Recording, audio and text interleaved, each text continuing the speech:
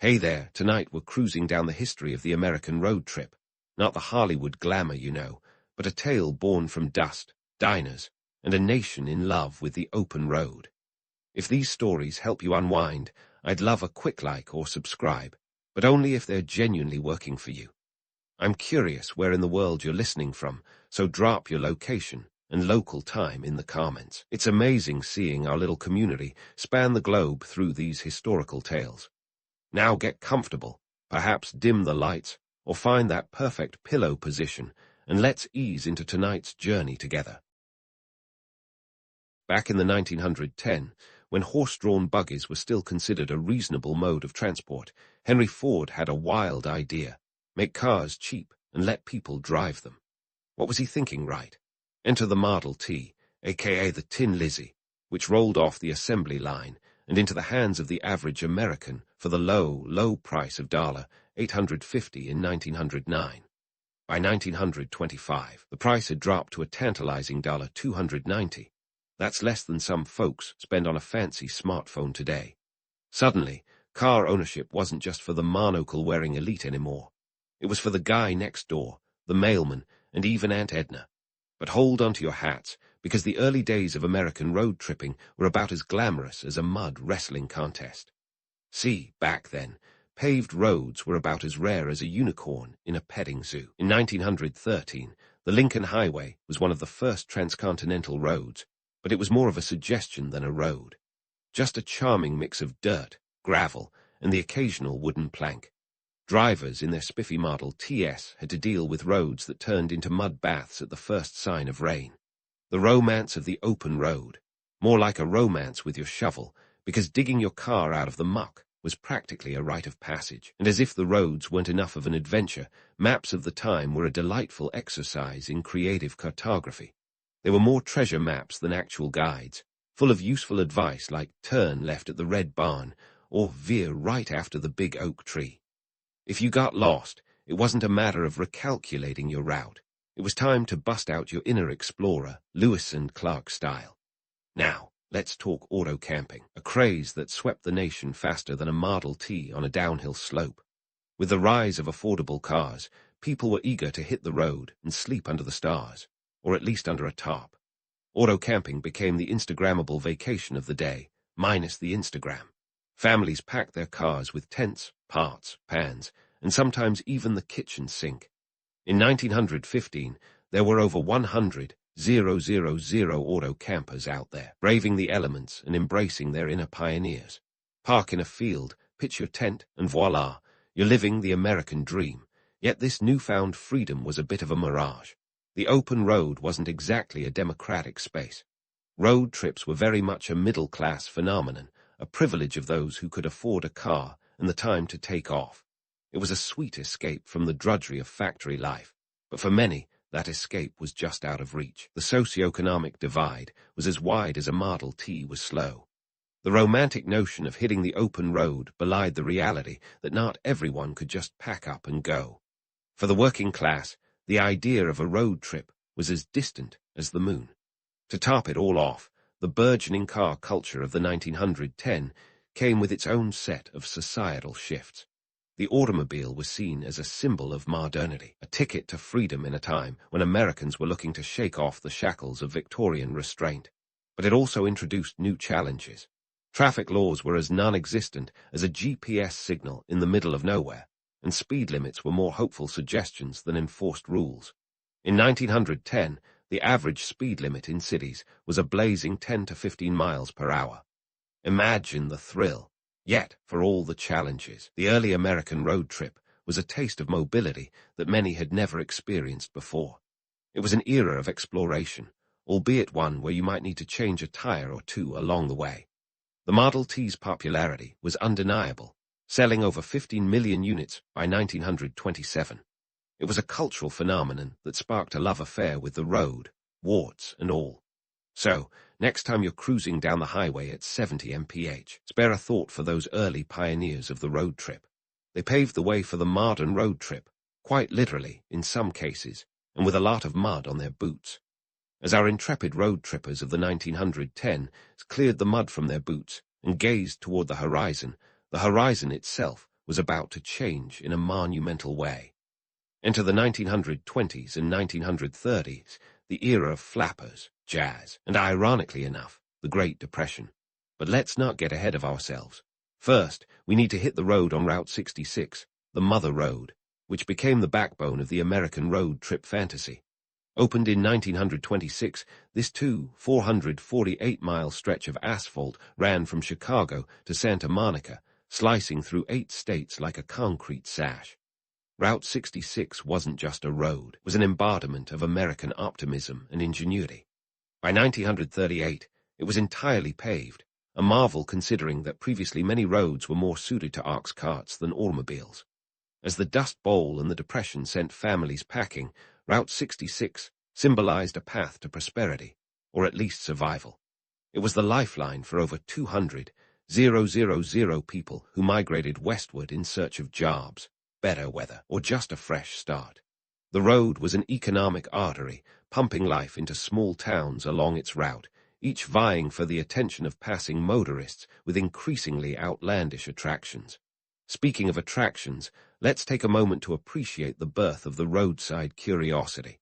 It was the 1920s, and Americans had a newfound love for novelty. Entrepreneurs, ever the opportunists, saw the potential to turn a quick buck off the traveler's desire for amusement and restrooms. Enter the era of kitschy roadside attractions, where you could marvel at the world's largest ball of twine or witness the mystery of a two-headed calf. Mom-and-pop businesses sprang up along Route 66 like mushrooms after a rainstorm, selling everything from rubber tomahawks to cactus candy. If you could dream it, you could charge admission for it. But where to rest your weary head after a long day of dodging tumbleweeds and gawking at the bazaar? Enter the motel industry, a beacon of modern convenience in an era when sleeping in your car was considered camping. The first true motel, the Milestone Motel, opened in San Luis Obispo, California in 1925. For a mere $1.25 a night, about the cost of a large latte today, travelers could enjoy a clean bed and a hot shower. This was luxury compared to pitching a tent on the side of the road and praying the weather held. Motels became a quintessential part of the American road trip, offering a slice of domestic comfort in the wilderness of travel. They were the original Airbnb, minus the hipster decor and cleaning fees. And as more Americans took to the roads, motels transformed from bare-bones shelters into thematic experiences. You could spend the night in a teepee-shaped room or a castle-themed lodge. Owners understood that in the world of motels, the weirder, the better. Now, let's turn our gaze to the economic backdrop of this motoring boom. The Great Depression, which began with the stock market crash of 1929, was a time of economic despair, and yet road trips gained popularity. Why? Because they were a cheap escape from the harsh realities of the day. For families strapped for cash, a road trip offered a low-cost vacation. Gas was dirt cheap, about 10 cents a gallon in 1930. Traveling by car was far less expensive than train tickets, and the open road was free, unlike amusement parks or theaters.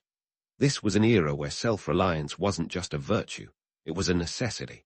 Americans were adept at making do with what they had, a mindset perfectly suited for life on 4 wheels. The road trip was a testament to American resilience, a way to take control in a world that seemed bent on chaos. It was the ultimate DIY adventure, where you packed your own lunch, pitched your own tent, and fixed your own flat tires. But while the road trip offered a semblance of freedom, it was not without its challenges. Cars of the era weren't exactly models of reliability. Overheating engines, flat tires, and mechanical failures were frequent companions on the journey. If you broke down, you might find yourself relying on the kindness of strangers or your own mechanical prowess to get back on the road.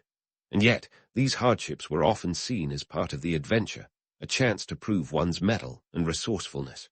The myth of the open road was a powerful one, capturing the imagination of a nation in need of hope. Yet, beneath the romance lay the reality that not all Americans could partake in this motoring odyssey. The cost of a car, though lower than in previous decades, was still a barrier for many. Moreover, road travel was fraught with racial discrimination. African-American travelers faced the additional challenge of finding accommodations that would welcome them.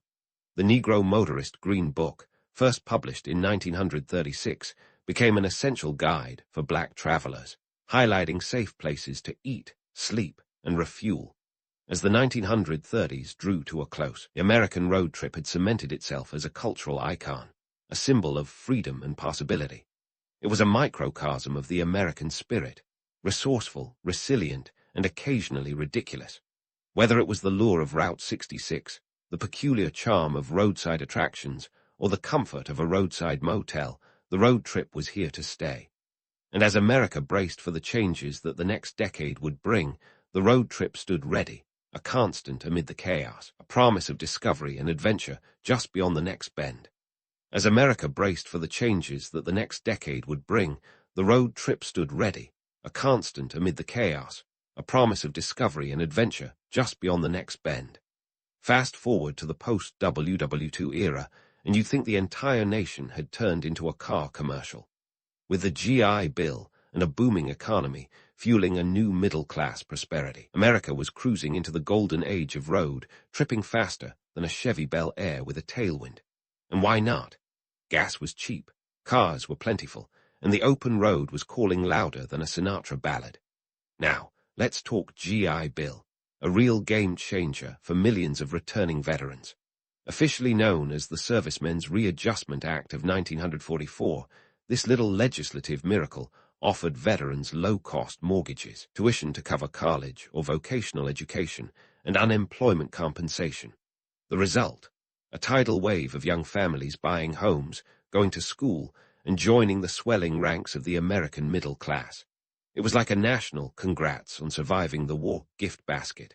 But instead of muffins, you got a mortgage and a college degree. The economic boom that followed was as unstoppable as a 1950s rock and roll hit. By 1950, car sales had skyrocketed, with over 8 million vehicles rolling off assembly lines and into driveways across the country. But what good is a shiny new car without a road to drive it on? Enter the Federal Aid Highway Act of 1956, Eisenhower's brainchild. Inspired by the German Autobahn system he'd admired during the war, Ike decided it was high time America had its own network of superhighways. This was no small feat, folks. We're talking 41,000 miles of interstate highways designed to connect every major city, coast to coast, with all the efficiency of a Swiss watch. The price tag, a cool $25 billion, or about $250 billion in today's money. It was the largest public works project in American history, a concrete colossus that redefined the American landscape. Suddenly, getting from point A to point B didn't involve navigating a maze of backroads and pothole-ridden streets. Now, you could zoom from New York to Los Angeles faster than you could say Cadillac Eldorado, and with fewer stops to ask for directions. The interstate system didn't just make road trips easier, it made them a central part of American culture. Gas stations, motels, and diners popped up along these new highways like mushrooms after a rainstorm, each promising weary travelers a slice of home or at least a slice of apple pie. Of course, with every revolution, there's a downside. While the interstate system made travel easier, it also had a hand in the decline of small-town America. Those quaint little towns that once thrived on the business of road-weary travelers suddenly found themselves bypassed by the new highways. It was like being unfriended on Facebook, but with more economic consequences. Many small businesses closed up shop, unable to compete with the flashy gas stations and chain motels that lined the interstates. The American road trip had become a double-edged sword, cutting a path of progress while leaving a trail of forgotten towns in its wake. As the 1950s rolled into the 1960s, car culture was in full swing. America was in love with the automobile, and the feeling was mutual. This was the era of drive-ins, car hops, and chrome-covered cruisers. Cars weren't just a means of transportation, they were a status symbol, a rolling testament to the American dream. Going steady, you needed a car, want to impress the boss, better have a set of wheels that screamed success.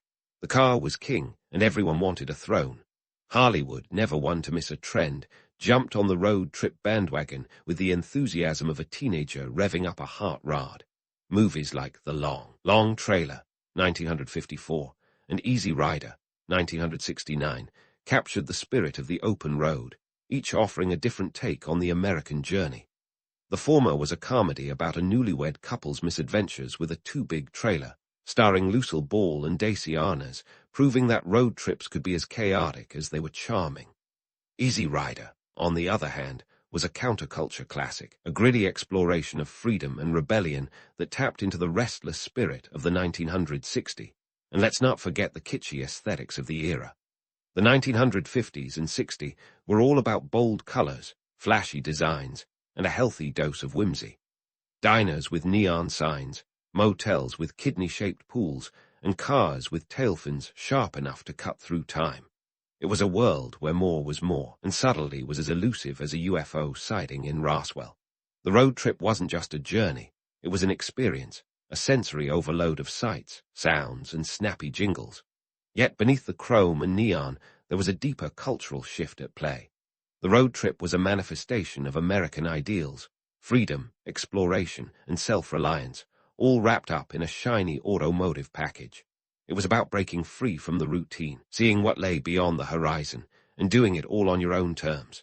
But it also reflected the growing consumerism of the era, a time when keeping up with the Joneses meant having a car that was bigger, better, and faster than theirs. Of course, not everyone was sold on the idea that the road trip was a golden ticket to happiness.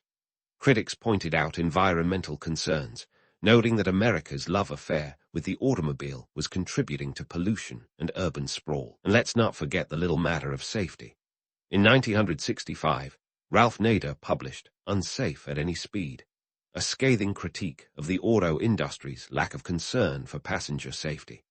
His work led to significant reforms, including the introduction of seat belts, proving that the road trip was not just about fun and freedom, but also about navigating the complex terrain of progress and responsibility. As America hit the gas pedal on its love affair with the road trip became more than just a pastime.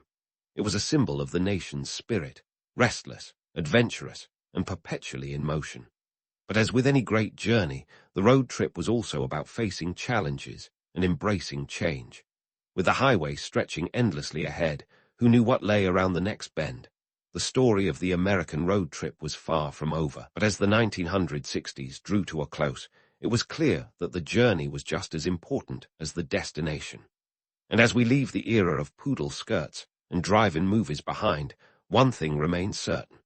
The road trip is an enduring part of the American soul, a testament to the spirit of adventure and the promise of the open road. As the psychedelic haze of the 1960s faded into the rearview mirror, America found itself cruising into the 1970s, a decade that would throw a wrench into the freewheeling road trip fantasy faster than you could say, petrol price hike. The oil crisis of 1973 hit like a sucker punch, leaving drivers stranded at gas stations with lines longer than the plot of a soap opera. Overnight, Americans were forced to reckon with the reality that the open road wasn't quite as open as they'd thought. It was more like a toll road, and the toll was your sanity as you queued for hours, praying the station wouldn't run out before it was your turn. Let's talk numbers. Before the crisis, gas was a breezy 38 cents per gallon. But when the Organization of Arab Petroleum Exporting Countries, OPEC, decided to cut production and raise prices in response to Western support for Israel during the Yom Kippur War, gas prices shot up to over 55 cents by March 1974. That's nearly a 50% increase, folks. Suddenly, road trips were less about chasing sunsets and more about calculating mileage like a mathlete at a calculus competition.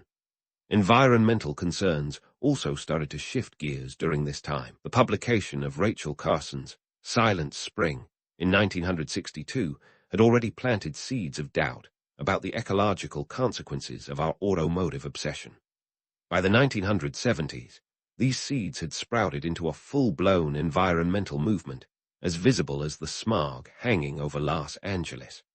The Clean Air Act of 1970 was a legislative wake-up call, emphasizing that perhaps it wasn't the best idea to treat the atmosphere like a giant trash can. Suddenly, the fuel-guzzling road warriors of yesteryear looked as out of place as disco shoes at a hoedown. But while gas rationing and environmental concerns cast a shadow over the traditional road trip, they couldn't dim the headlights of the VW bus. a vehicle that became as iconic to the counterculture movement as tie-dye and peace signs. The Volkswagen Type 2, affectionately known as the hippie bus, was the mobile home of choice for those who'd rather say far out than fill her up.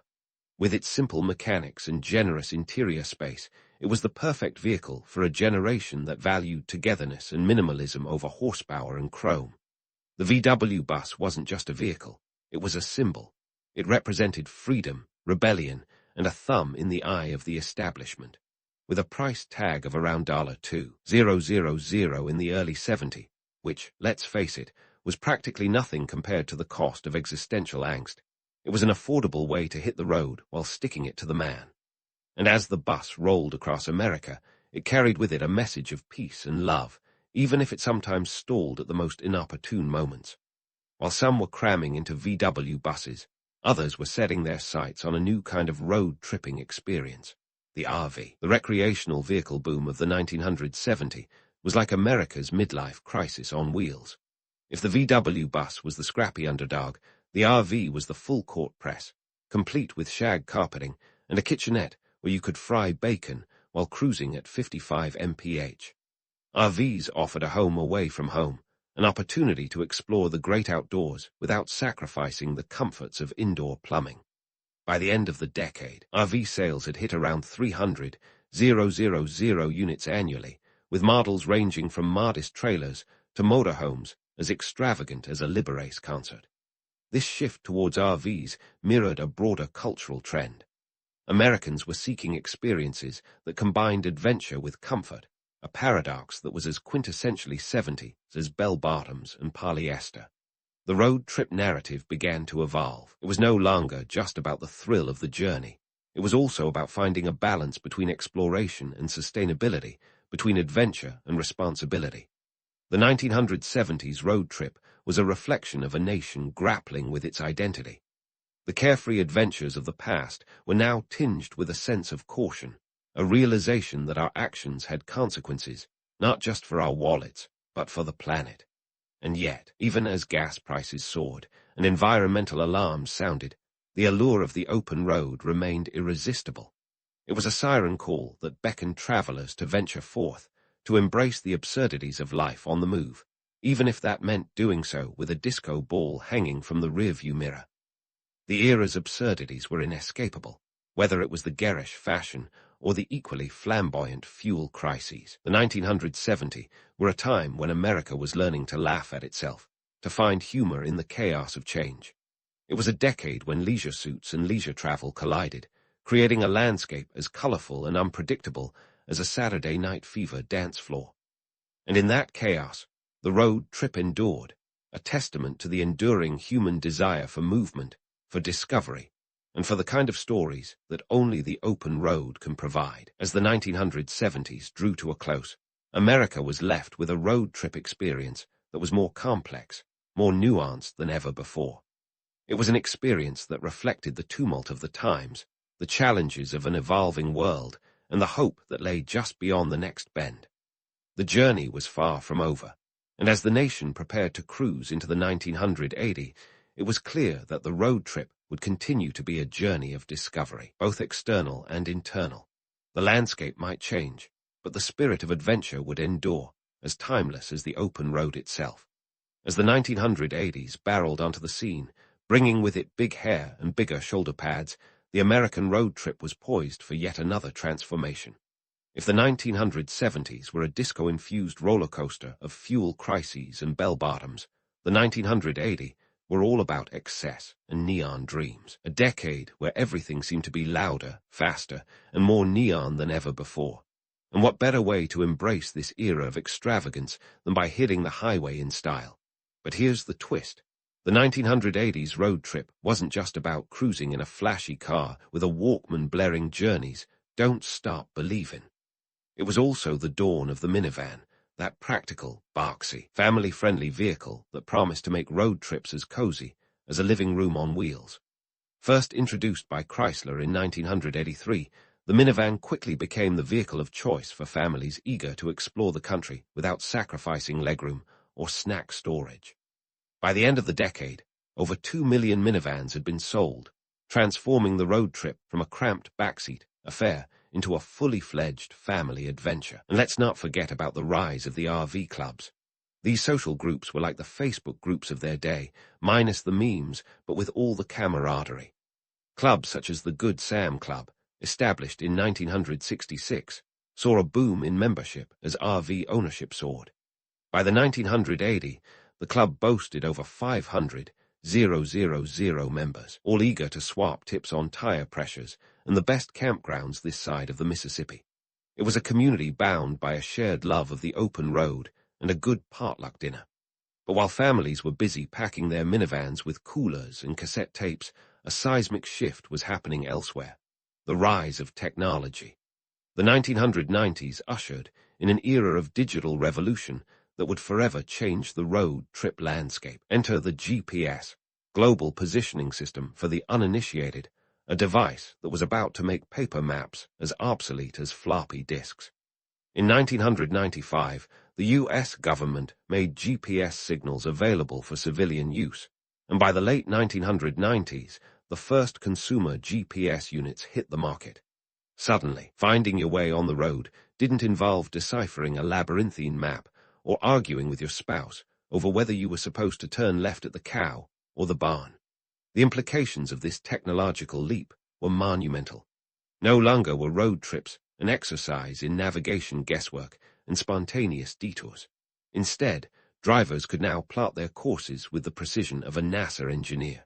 And yet, while GPS promised to take the stress out of travel, it also robbed the road trip of some of its spontaneity. The thrill of the unknown, once a staple of the journey, was now tempered by the certainty of the digital map.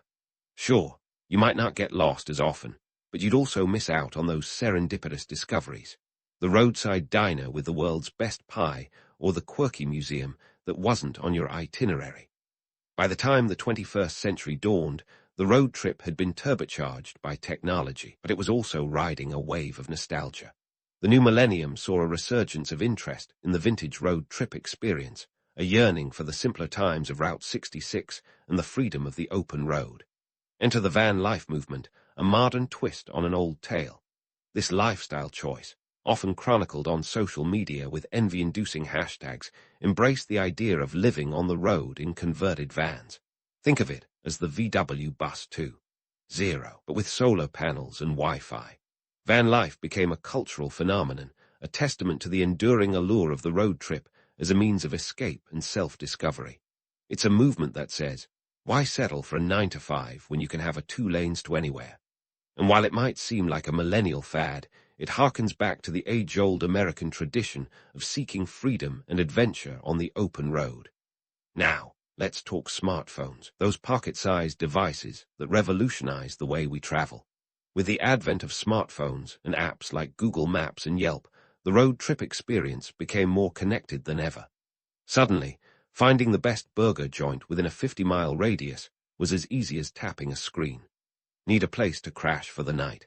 Apps like Airbnb made it possible to find accommodations on the fly, turning even the most spontaneous trip into a carefully curated experience. Yet, even as technology has streamlined the road trip, it has also introduced new challenges. The temptation to remain plugged in at all times can detract from the very essence of the journey, being present in the moment, taking in the sights and sounds of the road. It's a digital paradox. The tools that make travel easier can also make it more isolating. But for those willing to strike a balance, the road trip remains a powerful antidote to the hustle and bustle of modern life.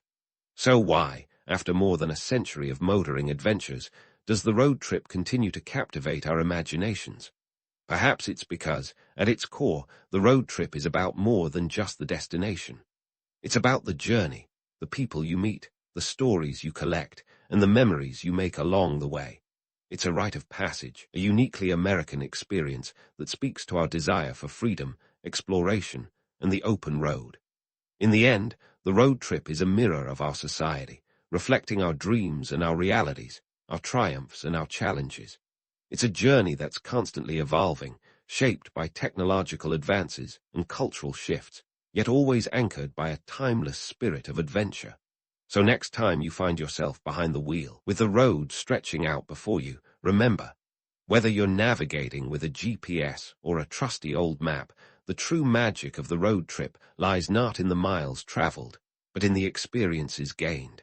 And as long as there's an open road, there will always be a story to tell. Tiberius Gracchus was the kind of guy who could walk into a room and instantly make half the people love him and the other half reach for their daggers. Born in 163 BC, Tiberius was as Roman as they come, hailing from a line of military and political rock stars. His dad was Tiberius Gracchus the Elder, a two-time consul and all-around big deal, and his mom was Cornelia Africana, a woman so revered that when she wasn't busy raising Rome's future troublemakers, she was forever remembered as the epitome of Roman motherhood. Talk about a power couple. But let's not get ahead of ourselves. Before Tiberius started stirring the political part, Rome was a city caught in the throes of its own success. By 133 BC, the Roman Republic was strutting around like a peacock, having conquered territories from Spain to Greece. Yet, beneath the shiny exterior was a society struggling with some serious growing pains. The rich were getting richer, snatching up land faster than you can say patrician privilege, while the poor were being squeezed out like the last bit of toothpaste. And don't even get me started on the soldiers. These guys were expected to leave their farms to fight Rome's wars, only to return home to find their lands gobbled up by wealthy landowners. Thanks for your service. Here's some dirt. Enter Tiberius Gracchus, a young man with a plan and, let's face it, a flair for drama. Raised in the lap of luxury, Tiberius could have easily kicked back and enjoyed the spoils of his elite status. Instead, he took a hard look at the city around him and thought, you know what? This isn't working. And thus began his journey from privileged patrician to the people's champion, or at least that's the story he liked to tell. Now, the Roman political system was a beast of its own. Picture a government run by a complex web of assemblies and magistrates, where every decision was a tug-of-war between the Senate and the popular assemblies. Navigating this labyrinth required a mix of strategy, charisma, and a stomach for the kind of backstabbing that would make even Shakespearean villains proud. Tiberius was nothing if not resourceful. He knew that to make a splash, he'd need to charm the common folk while keeping the Senate on its toes. Tiberius's big idea was land reform. Not exactly the sexiest topic, but stick with me. Rome's land distribution was a mess, and Tiberius proposed a solution that was as bold as it was controversial: redistribute public land to the poor. His plan was to enforce the old Licinian law of 367 BC, which limited the amount of public land one could own to 500 eugera, about 310 acres for those keeping score at home. Any excess would be handed over to the needy. It was a Robin Hood move, minus the tights. But here's where the humor kicks in. Tiberius, the blue-blooded aristocrat, was now the unlikely hero of the plebeians. It was like watching a billionaire CEO suddenly decide to champion the rights of gig workers. The Senate, predictably, was about as thrilled as a cat at a dog show. They saw this as a direct threat to their wealth and power, and they weren't about to let some upstart turn their world upside down without a fight. Still, Tiberius had a few tricks up his toga. To get his land reform bill passed, he bypassed the Senate entirely and took it straight to the popular assembly. This was a bold move, akin to skipping Congress and going straight to a national referendum. The people loved it, but the Senate, not so much. They were fuming, and when Tiberius managed to get himself elected as a tribune of the plebs, a role that gave him serious leverage, they were downright apoplectic. Tiberius was playing a high-stakes game, balancing his populist ambitions against a backdrop of elite disdain. He was the quintessential disruptor, shaking up the establishment while trying to avoid getting crushed by it. And yet, despite the odds, he was on a roll. His land commission was approved, and for a brief, shining moment, it seemed like Tiberius might just pull it off. But as any good Roman could tell you, fortune is a fickle mistress, and Tiberius's story was far from over. As Tiberius basked in the glow of his initial success, he must have known he was playing with fire. But oh, what a blaze it was! The Lex Sempronia Agraria, his audacious land reform law, wasn't just a piece of legislation. It was a political Molotov cocktail tossed into the heart of the Roman elite's lavish garden party. Imagine proposing that the rich give up their excess land for the good of the Republic. It was the kind of boldness that either makes you a hero or gets you remembered as a cautionary tale. Spoiler alert, Tiberius got a bit of both. His law aimed to address the swelling economic disparities that were as obvious as a toga stain. By 133 BC, huge swaths of public land, originally conquered by Rome and meant to be the people's, had found their way into the hands of a greedy few. The wealthy were accumulating this land like it was going out of style, creating vast estates, while the average Roman citizen struggled to find a patch of dirt to call home. Tiberius, ever the man of the people, saw this as a chance to reset the scales. Now, let's talk numbers. The law proposed redistributing public land with a cap of 500 iugera per family, plus an extra 250 iugera for each of 2 sons. That's roughly 750 acres max, not exactly chump change, but a far cry from the sprawling estates the elite had been gobbling up. This wasn't just about fairness, it was about survival. Roman soldiers, the backbone of the Republic, needed land to sustain their families. Without it, they were more like mercenaries, loyal only to their next paycheck rather than to Rome itself. Tiberius's reforms were not just about giving the poor a leg up. They were about sewing the fraying fabric of Roman society back together. But here's the kicker. Tiberius knew that getting the Senate on board with this plan was like trying to convince a cat to swim. So, he went populist. He bypassed the Senate and took his case straight to the concilium plebis, the assembly of the common people.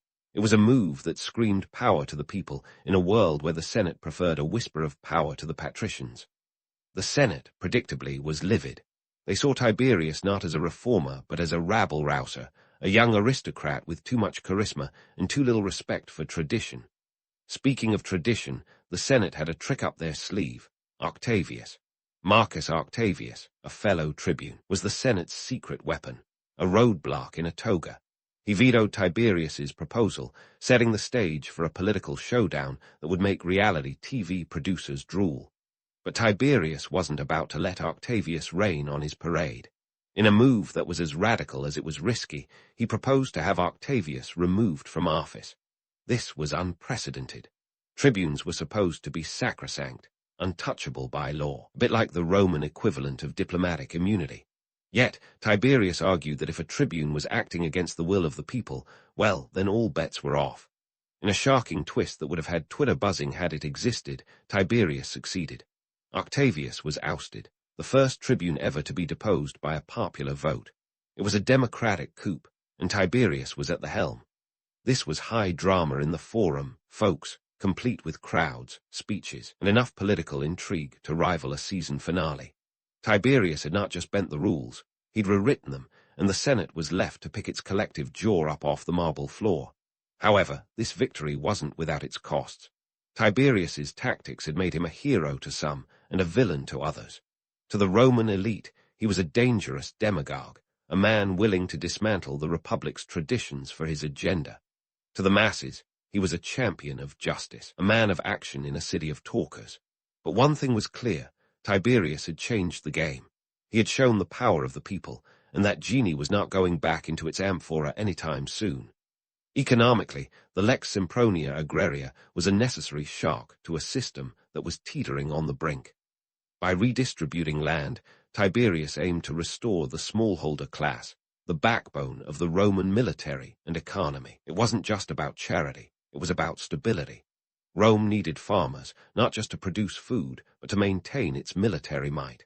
Without land, citizens couldn't serve in the legions, and without legions, Rome was just a big city with a nice view of the Mediterranean.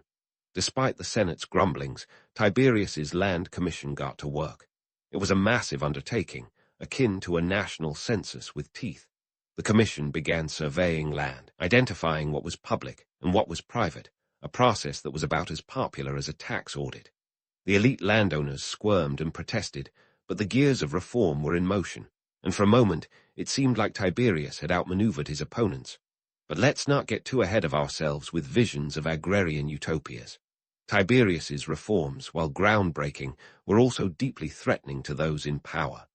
The Senate, bruised but not beaten, began plotting its next move.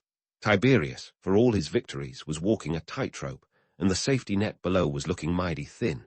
As with any good drama, the stakes were only getting higher, and Tiberius was about to find out just how precarious his position really was. But that's a story for another time. For now, let's just say that Tiberius Gracchus was living proof that in politics, as in life, no good deed goes unpunished. So there we were, with Tiberius Gracchus having pulled off a political maneuver that made Machiavelli look like a rookie. But before you start picturing him as some Roman Robin Hood with a heart of gold and a knack for revolution, let's add a bit of shade to this portrait. Tiberius was playing a game of realpolitik that would make your head spin faster than a chariot race. He wasn't just about throwing land at the poor. He was also about consolidating power, and that required some eyebrow-raising alliances and strategies. First, let's talk about that famous fallout with Marcus Octavius. If you thought politics was a contact sport now, you'd have loved it back then. Tiberius and Octavius started as friends, which makes their public clash even juicier.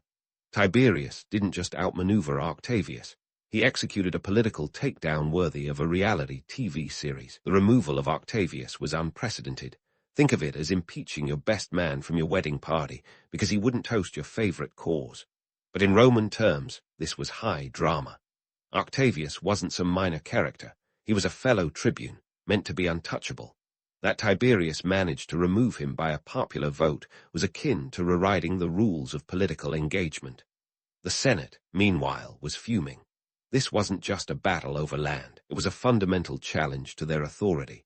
They saw Tiberius as not just a threat, but a harbinger of chaos, a charismatic leader capable of rallying the masses and flouting tradition. And let's be honest, tradition was the Senate's bread and butter. Tiberius, on the other hand, was like a young tech entrepreneur crashing a Wall Street board meeting.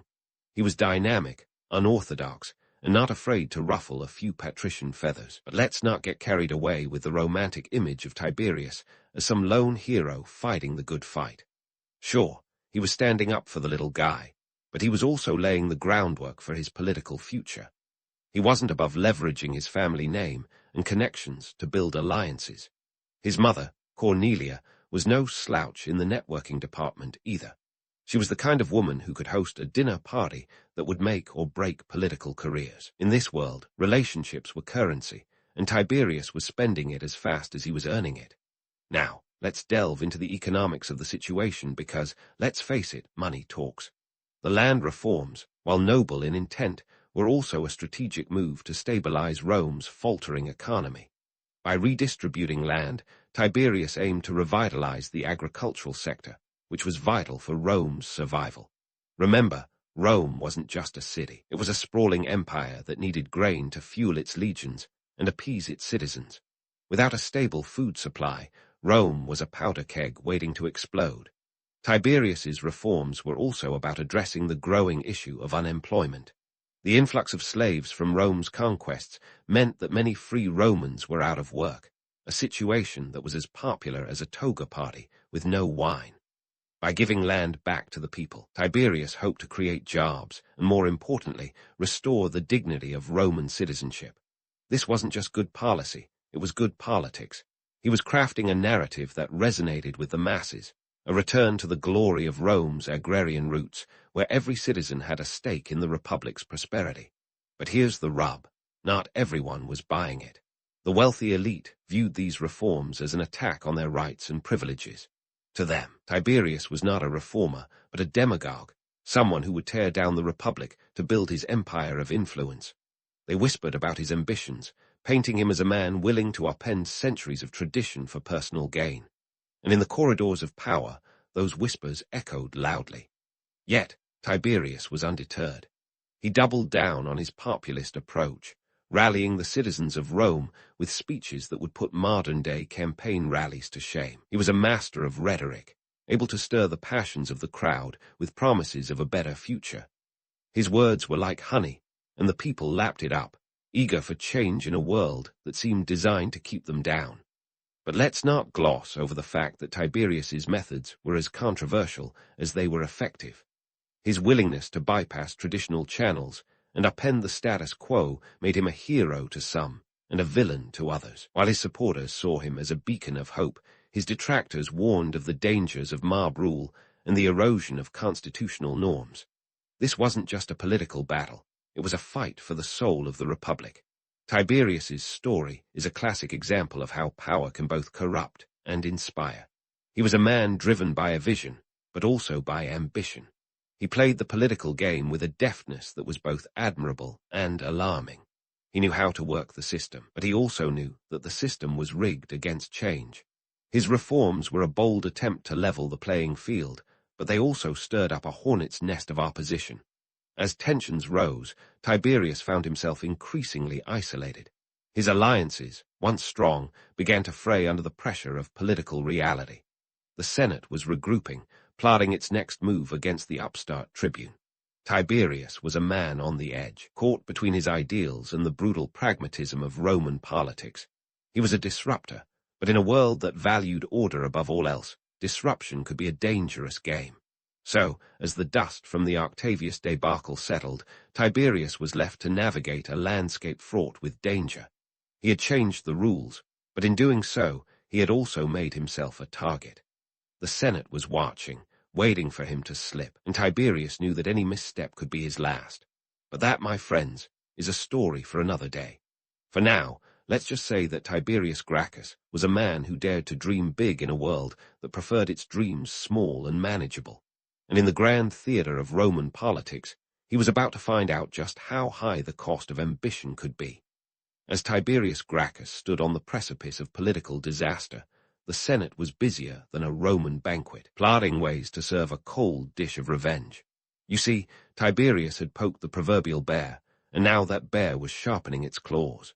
The Senate, furious and frightened by his audacious reforms, saw Tiberius as a threat to their precious status quo, a patrician with a populist streak that could rally the masses and topple the ancient order they'd sworn to uphold.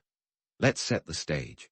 It was the year 133 BC, and Rome was a city where politics resembled a gladiator match more than a democratic debate.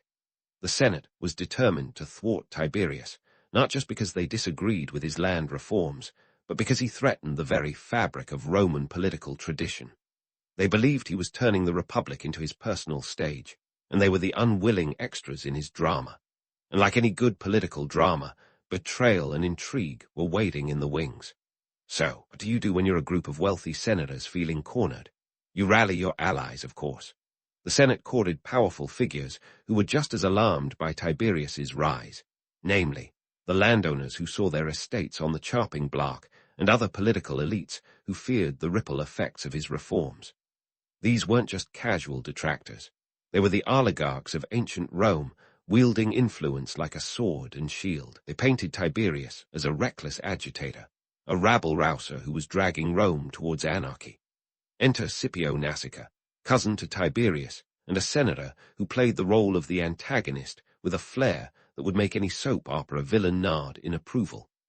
Scipio saw Tiberius not as a reformer, but as a demagogue, someone who was willing to burn Rome's traditions for his bonfire of ambitions. He believed that the only way to save the Republic was to remove Tiberius permanently.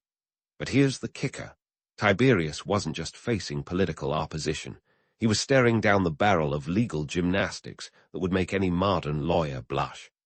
The Senate began to manipulate the legal system, accusing Tiberius of seeking a dictatorship, a charge that could turn public opinion faster than a Roman chariot. They whispered that his push for a second term as tribune was a ploy to consolidate power, not a mere political maneuver for stability.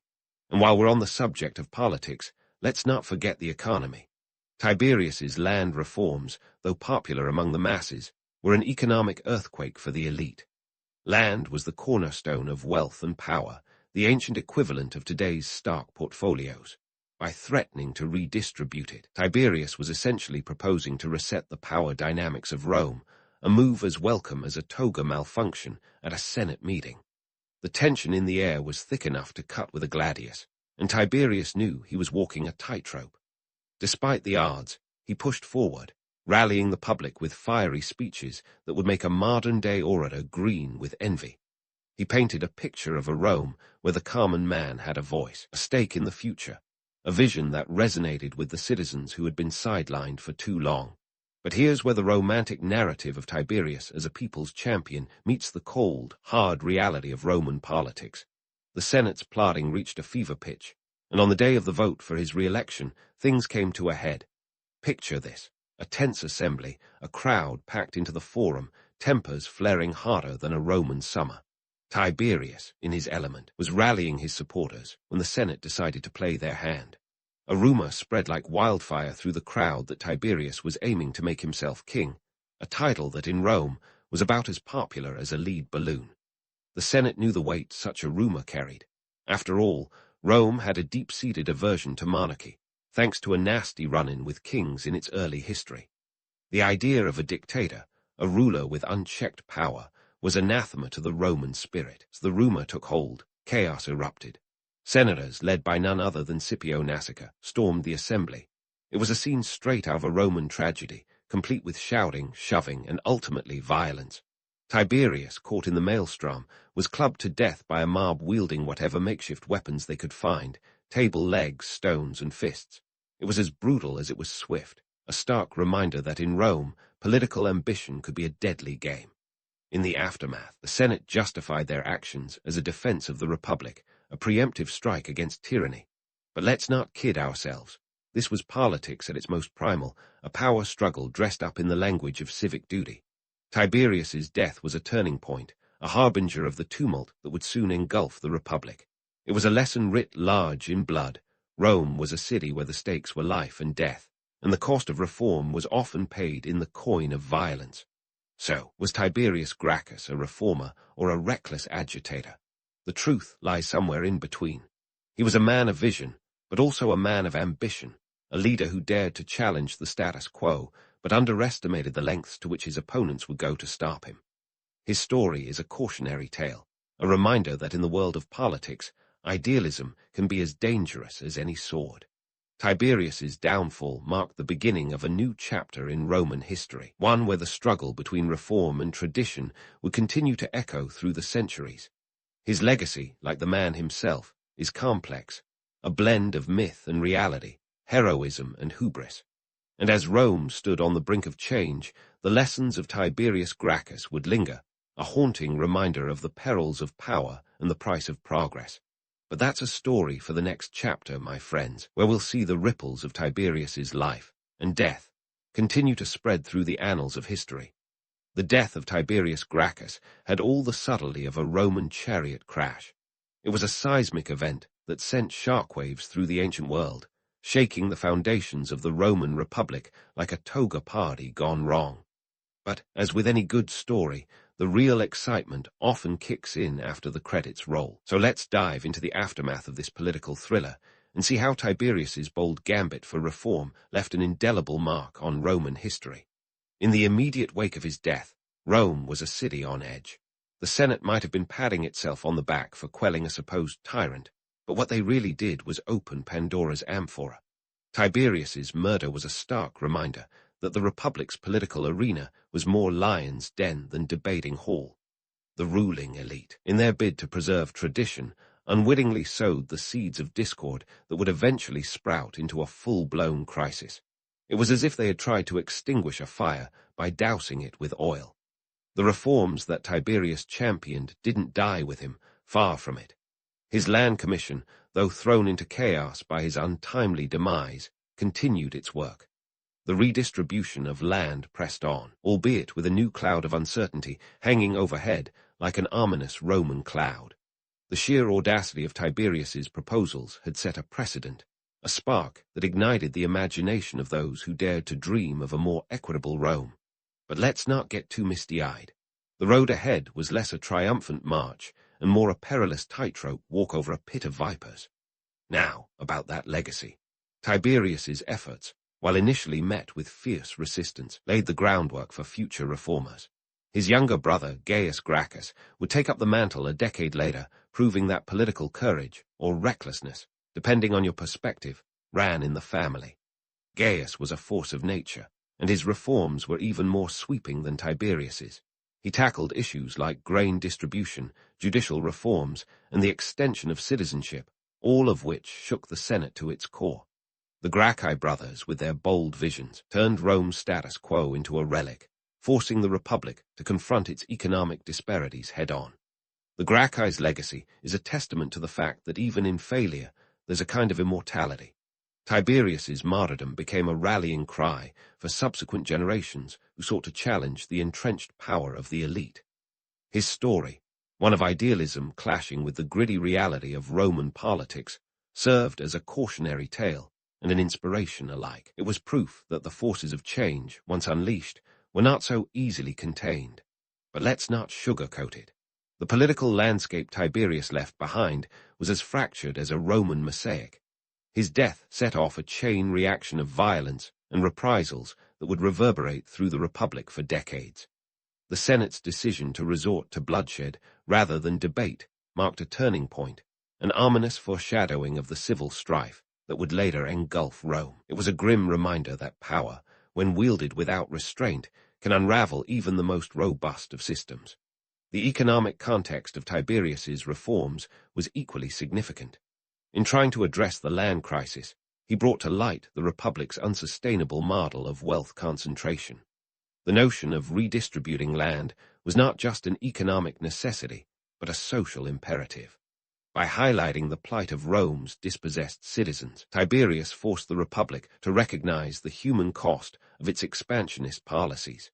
This wasn't just a question of land, it was a question of identity, of what it meant to be Roman in a rapidly changing world. Now, let's tackle the romanticized myth of Tiberius as a lone hero.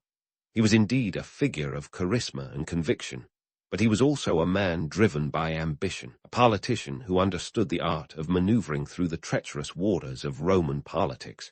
His story is often told with a halo of idealism, but the truth is, Tiberius was as much a product of his time as he was a shaper of it. His ability to galvanize the masses was matched by his capacity for political calculation. He knew that to enact change, he had to play the game as fiercely as those who opposed him. So why does the story of Tiberius Gracchus still captivate us? Perhaps it's because it embodies the eternal struggle between progress and tradition, a narrative as old as time itself. His tale is a poignant reminder of the power of ideas and the lengths to which people will go to protect the status quo. It speaks to the human condition, to our capacity for both hope and fear, for innovation and inertia. In the grand tapestry of history, Tiberius Gracchus is a figure whose impact transcends his era. His reforms, while imperfect and incomplete, were a catalyst for change, a beacon for those who dared to envision a different Rome. The allure of his story lies not just in its drama, but in its enduring relevance. It challenges us to reflect on our values, to question the systems we uphold, and to recognize that the path to progress is often fraught with peril. As we close the book on Tiberius Gracchus, let's leave with this thought. History is not just a series of events, but a collection of stories that shape our understanding of the world. Tiberius's story is one of courage and controversy, a testament to the complexity of the human spirit. It reminds us that while change is never easy, it is often necessary, and that the legacy of those who dare to dream can echo through the ages, long after the dust has settled on their ambitions. The year is 1140, and you're standing ankle-deep in the damp, muck-ridden ground of Northumberland, contemplating the career choice that's led you to this moment.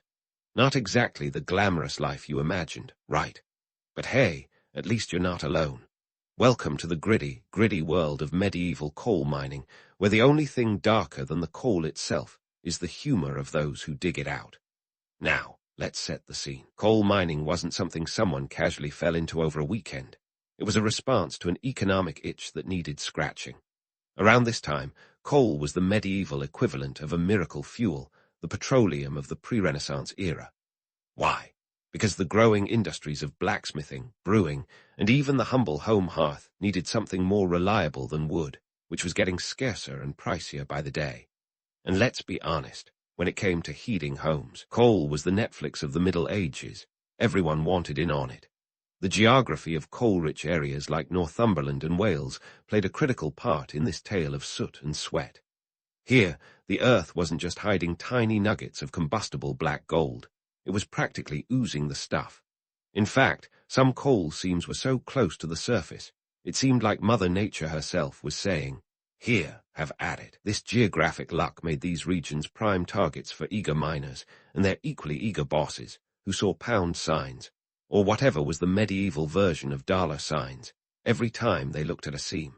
Speaking of seams, let's talk about how you'd actually get the coal out of the ground. Forget about modern machinery with their fancy buttons and levers. Back then, it was all about rudimentary methods.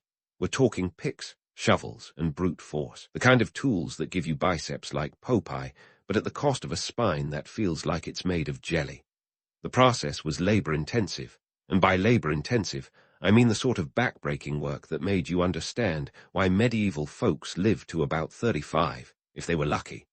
And just what did these early coal miners get for their trouble? Not much. Sure, the demand for coal was high, but that didn't translate to high wages for those at the bottom of the mining ladder. In fact, it was more about survival than profit.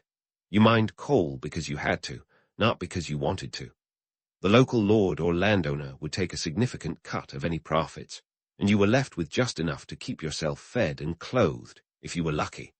Think of it as a medieval gig economy, but without the health benefits or the option to quit and become an influencer. The romantic notion that medieval mining was a simple life of community and camaraderie is, frankly, a bit of a medieval fairy tale.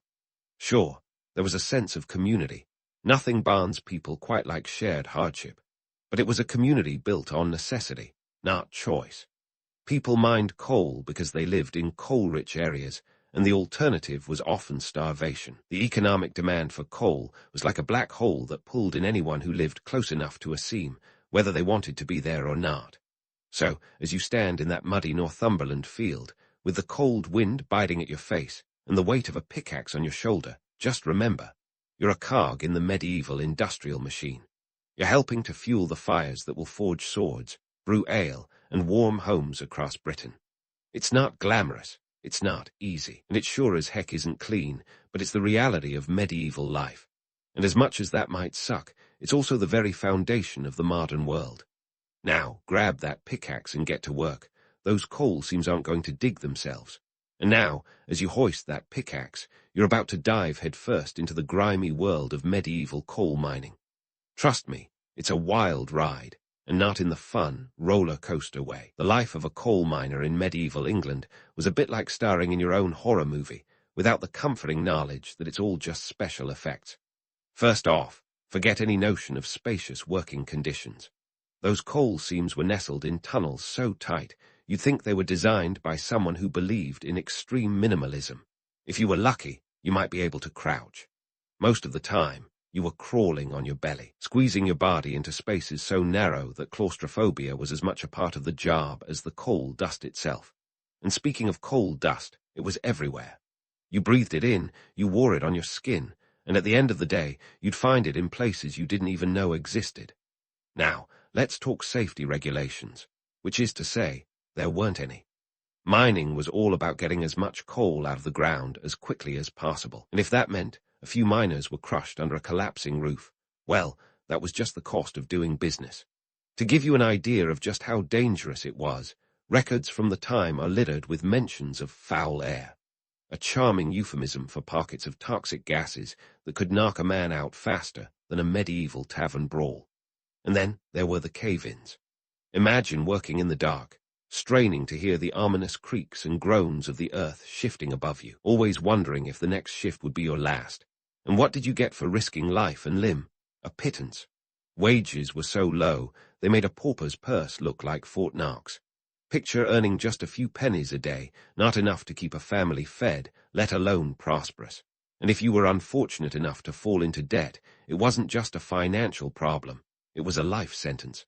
Debt bondage was a common practice, where miners were essentially owned by their employers until they could pay off their debts. Spoiler alert, most miners never did. Now, while we're talking about economic exploitation, let's dig into the social hierarchy. Miners were at the very bottom, just a step above serfs and other laborers who couldn't quite get up the social ladder. The local lord, on the other hand, was living the high life on the backs of your hard labor. Think of him as the medieval version of a one-percenter, lounging in his manor while you were sweating it out underground. Mining wasn't just a job, it was a trap. You didn't choose it, It chose you, like some sort of grim Hogwarts sorting hat. The coal-rich areas of places like Northumberland and Wales were home to families who had been mining for generations, caught in a cycle that was as hard to break as the rocks themselves. Sure, there's a romantic notion of a close-knit community, but it was more Stockholm Syndrome than social club. But let's not kid ourselves. As bleak as it sounds, the coal miner's plight was pivotal for the era. The coal you extracted was fueling an economic transformation. It powered forges that shaped the swords of knights, heated homes that housed the burgeoning middle class, and even contributed to the brewing of ale, the medieval elixir that kept spirits high and diseases at bay. In other words, your misery was everyone else's comfort. So, as you wipe the sweat and soot from your brow, remember, you're not just a coal miner. You're a cornerstone of medieval society, though, sadly, you're not getting the credit you deserve. You're a living testament to the harsh realities of economic exploitation and the resilience of the human spirit. And while it's easy to romanticize the camaraderie and grit, the reality was a daily grind that left your body broken and your spirit weary. But that's not the end of the story. Oh no, the tale of the medieval coal miner is far from over. Keep that pickaxe handy, because there's more to uncover in this gritty saga of sweat, soot, and survival. Now, let's delve into the gritty mechanics of medieval coal mining, where innovation was as much about survival as it was about efficiency. Picture yourself hefting a pickaxe not because it was a choice, but because it was all that technology had to offer. Sure, the romanticized tales would have you believe that medieval miners were the Steve Jobs of their time, ingeniously crafting tools that revolutionized their world. But in reality, these folks were less about innovation and more about improvisation, working with whatever rudimentary implements they could cobble together. Let's talk hand tools. Imagine using a pickaxe that looked more like a bludgeoning weapon than a precision instrument. These were crafted from iron or sometimes even wood, making them about as effective as trying to carve a turkey with a butter knife. Yet this wasn't just a question of limited materials. It was also about limited knowledge. Metallurgy was still in its formative years, with medieval blacksmiths treating iron as if it were some kind of mystical substance. In fact, the pickaxes and shovels were often heavy, unwieldy, and prone to breakage, like a bad relationship you just can't get out of. Horses, the medieval equivalent of an all-wheel drive, played a pivotal role in mining operations. However, the reality was less gallant steed and more overworked pack animal. These beasts of burden were tasked with hauling coal out of the mines, often pulling carts through narrow, treacherous tunnels. A far cry from the romantic image of knights charging into battle. These horses were more like medieval ubers, minus the 5-star rating system. They worked in conditions that would make even the most seasoned miner grimace, often suffering from respiratory issues due to the constant exposure to coal dust. Let's pour one out for these unsung heroes of the medieval mining world. But hey, it wasn't all scraps and struggle. There was a glint of progress on the horizon, albeit a slow and laborious one. Enter the treadwheel, an innovation that might sound like something out of a medieval gym class. This giant hamster wheel for humans was used to hoist coal out of the mines, powered by the most renewable energy source available, human sweat. The treadwheel was a step up from pure brute force, but it was still far from a mechanical marvel. More like a medieval stairmaster, it required several men to walk inside the wheel to generate enough power to lift the coal. Think of it as a team-building exercise, but with a much grimmer outcome if you failed. Then there were the bell pits, simple yet effective. These were shallow, circular pits dug straight down until the coal seam was reached. Once the coal was extracted, the pit was abandoned, leaving a landscape pockmarked with these precarious holes. It wasn't the most efficient method, but it was what you got when your technological toolkit was a couple of centuries behind. The bell pit method was a testament to necessity being the mother of invention, or in this case, the mother of good enough. Despite these primitive techniques, there was a spark of ingenuity in the air. As the years crawled by, miners began to experiment with more effective methods of extraction. The introduction of the horse-drawn gin, essentially a winch system powered by horses, started to replace the treadwheel. This allowed for a more consistent and less labor-intensive way to haul coal, a small but significant victory in the battle against back-breaking labor. But let's not get too carried away. These advancements were more like baby steps than leaps and bounds. The notion that medieval miners were brilliant innovators is a bit of a stretch. They were more like problem solvers, doing the best they could with the limited resources at their disposal. The reality was a world of dark, damp tunnels where the air was thick with coal dust and desperation. A place where the light at the end of the tunnel was often just another day's toil. In the broader context, these technological limitations weren't just a miner's problem. They were a reflection of the medieval world itself, a time when progress crawled forward at a snail's pace and innovation was a luxury few could afford. The economic demand for coal was immense, but the means to efficiently meet that demand was sorely lacking.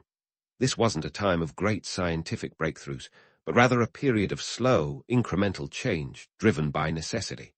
So, as you stand in the dim light of a medieval mine, surrounded by the sounds of picks clinking against stone and the distant groan of a horse-drawn gin, remember, you're not just part of a workforce, you're part of a slow-burning revolution, one that would eventually pave the way for the Industrial Revolution, a future era where coal would become king. But for now, you're stuck in a time where innovation feels like a myth, and every day is a struggle against the Earth's stubborn refusal to give up its secrets. And with that, we leave this chapter of medieval mining open-ended, ready to dig deeper into the next installment of this grim yet fascinating saga. Keep your pickaxe at the ready. There's more coal to uncover and more stories to tell. And while the promise of future innovations glimmered faintly on the grimy horizon, let's dive into the present-day troubles of our medieval coal miner, specifically the environmental and health repercussions that came as part of this dirty deal. You see, mining wasn't just a day job. It was a lifestyle, complete with its own special set of ailments and environmental catastrophes. First up, let's talk about your lungs. Now, you might think the air in a medieval village was already doing its best impression of a modern city's smog, what with all the wood-burning and questionable hygiene practices. But toss in coal mining, and you've got a recipe for black lung disease, also known as coal workers' pneumoconiosis. This charming little condition was basically your lungs' way of protesting against inhaling all that coal dust, a silent adversary that would clog your airways like a medieval traffic jam. The first recorded cases of black lung were noted much later, but don't kid yourself. Medieval miners were coughing up their fair share of evidence long before. Imagine laboring away in those narrow tunnels, each breath bringing a fresh batch of coal dust into your lungs. And this isn't just an abstract inconvenience. We're talking about a real-life, hacking cough, the kind that could knock you out of work for days, if not permanently.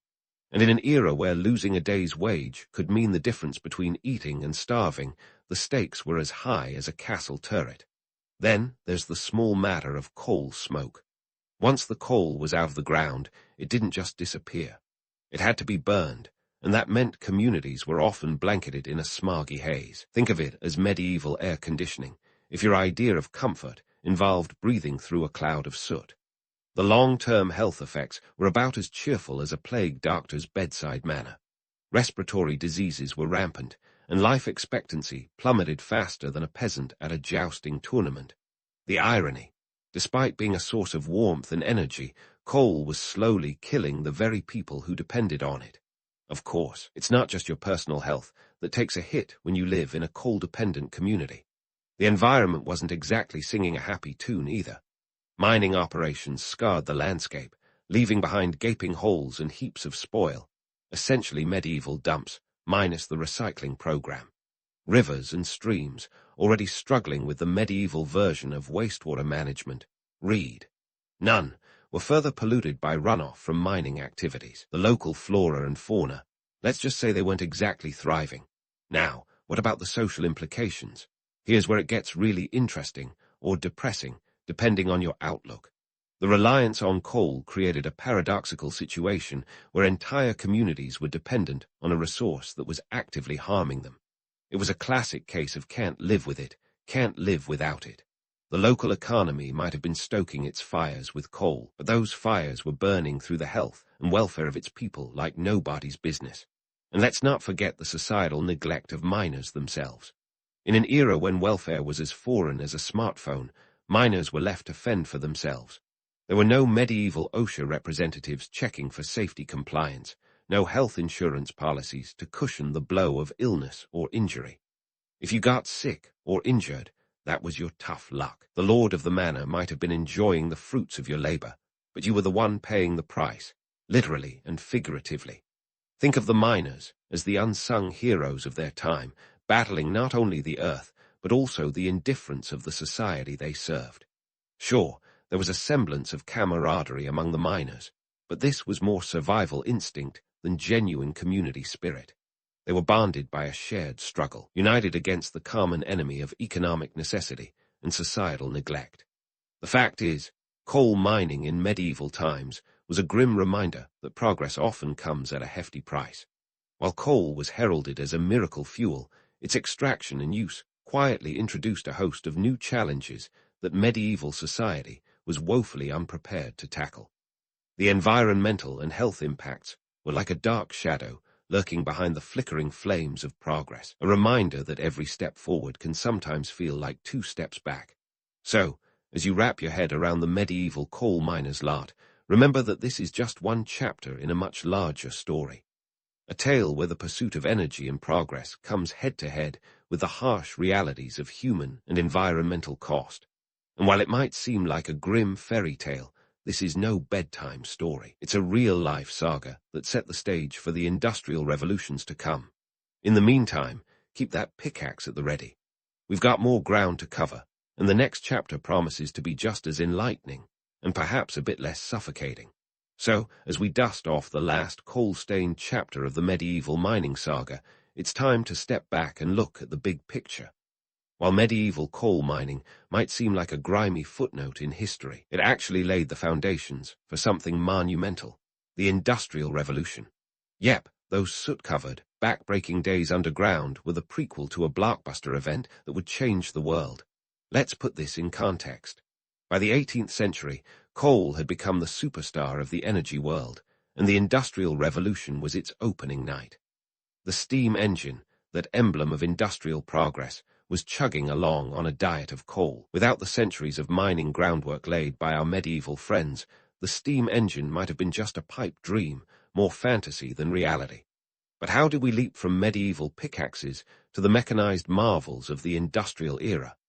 Well, necessity is the mother of invention, and by the 17th century, Britain was running out of easily accessible timber. Coal was the natural successor, and the demand for it skyrocketed faster than a medieval knight at a jousting tournament. This demand drove technological advances that turned coal mining from a dimly lit labor into an engine of progress. Enter the Newcomen steam engine in 1712, a contraption that could pump water out of mines, allowing for deeper extraction. This wasn't just a step forward. It was a giant leap for miner kind, and it all started with those medieval miners, who, let's be honest, probably would have sold their best tunics for a steam engine to ease their burden. The legacy of medieval mining isn't just coal dust and creaky backs. It's the spark that ignited the fire of industrial innovation. Now, let's tackle some myths, shall we? The image of the rugged, stoic miner is a romantic one, but real medieval mining was less about camaraderie and more about survival. Social media might love a good underdog story, but the truth is, miners were exploited laborers trapped in a cycle of poverty. They weren't singing folk songs around the fire. They were coughing up coal dust and trying to make it to the next payday without getting buried in a cave-in. Yet the myth persists. Why? Because we love a good story, especially one where the humble worker triumphs against all odds. It's the same reason we root for underdogs in sports or cheer for the unlikely hero in movies. There's something inherently appealing about the idea of grit and determination winning out, even if history tells a more nuanced tale. And let's not forget the environmental impact. Modern myths often paint the medieval landscape as a pristine, untouched wilderness, but coal mining left scars on the land that would make even the most hardened environmentalist wince. The remnants of bell pits and spoil heaps were medieval eyesores, the ancient version of urban blight. Yet, in our collective memory, these are often glossed over in favor of a more idyllic vision. So, what's the takeaway here? Medieval coal mining was a tough gig, no doubt. But was it worse than other medieval jobs? Let's weigh the options.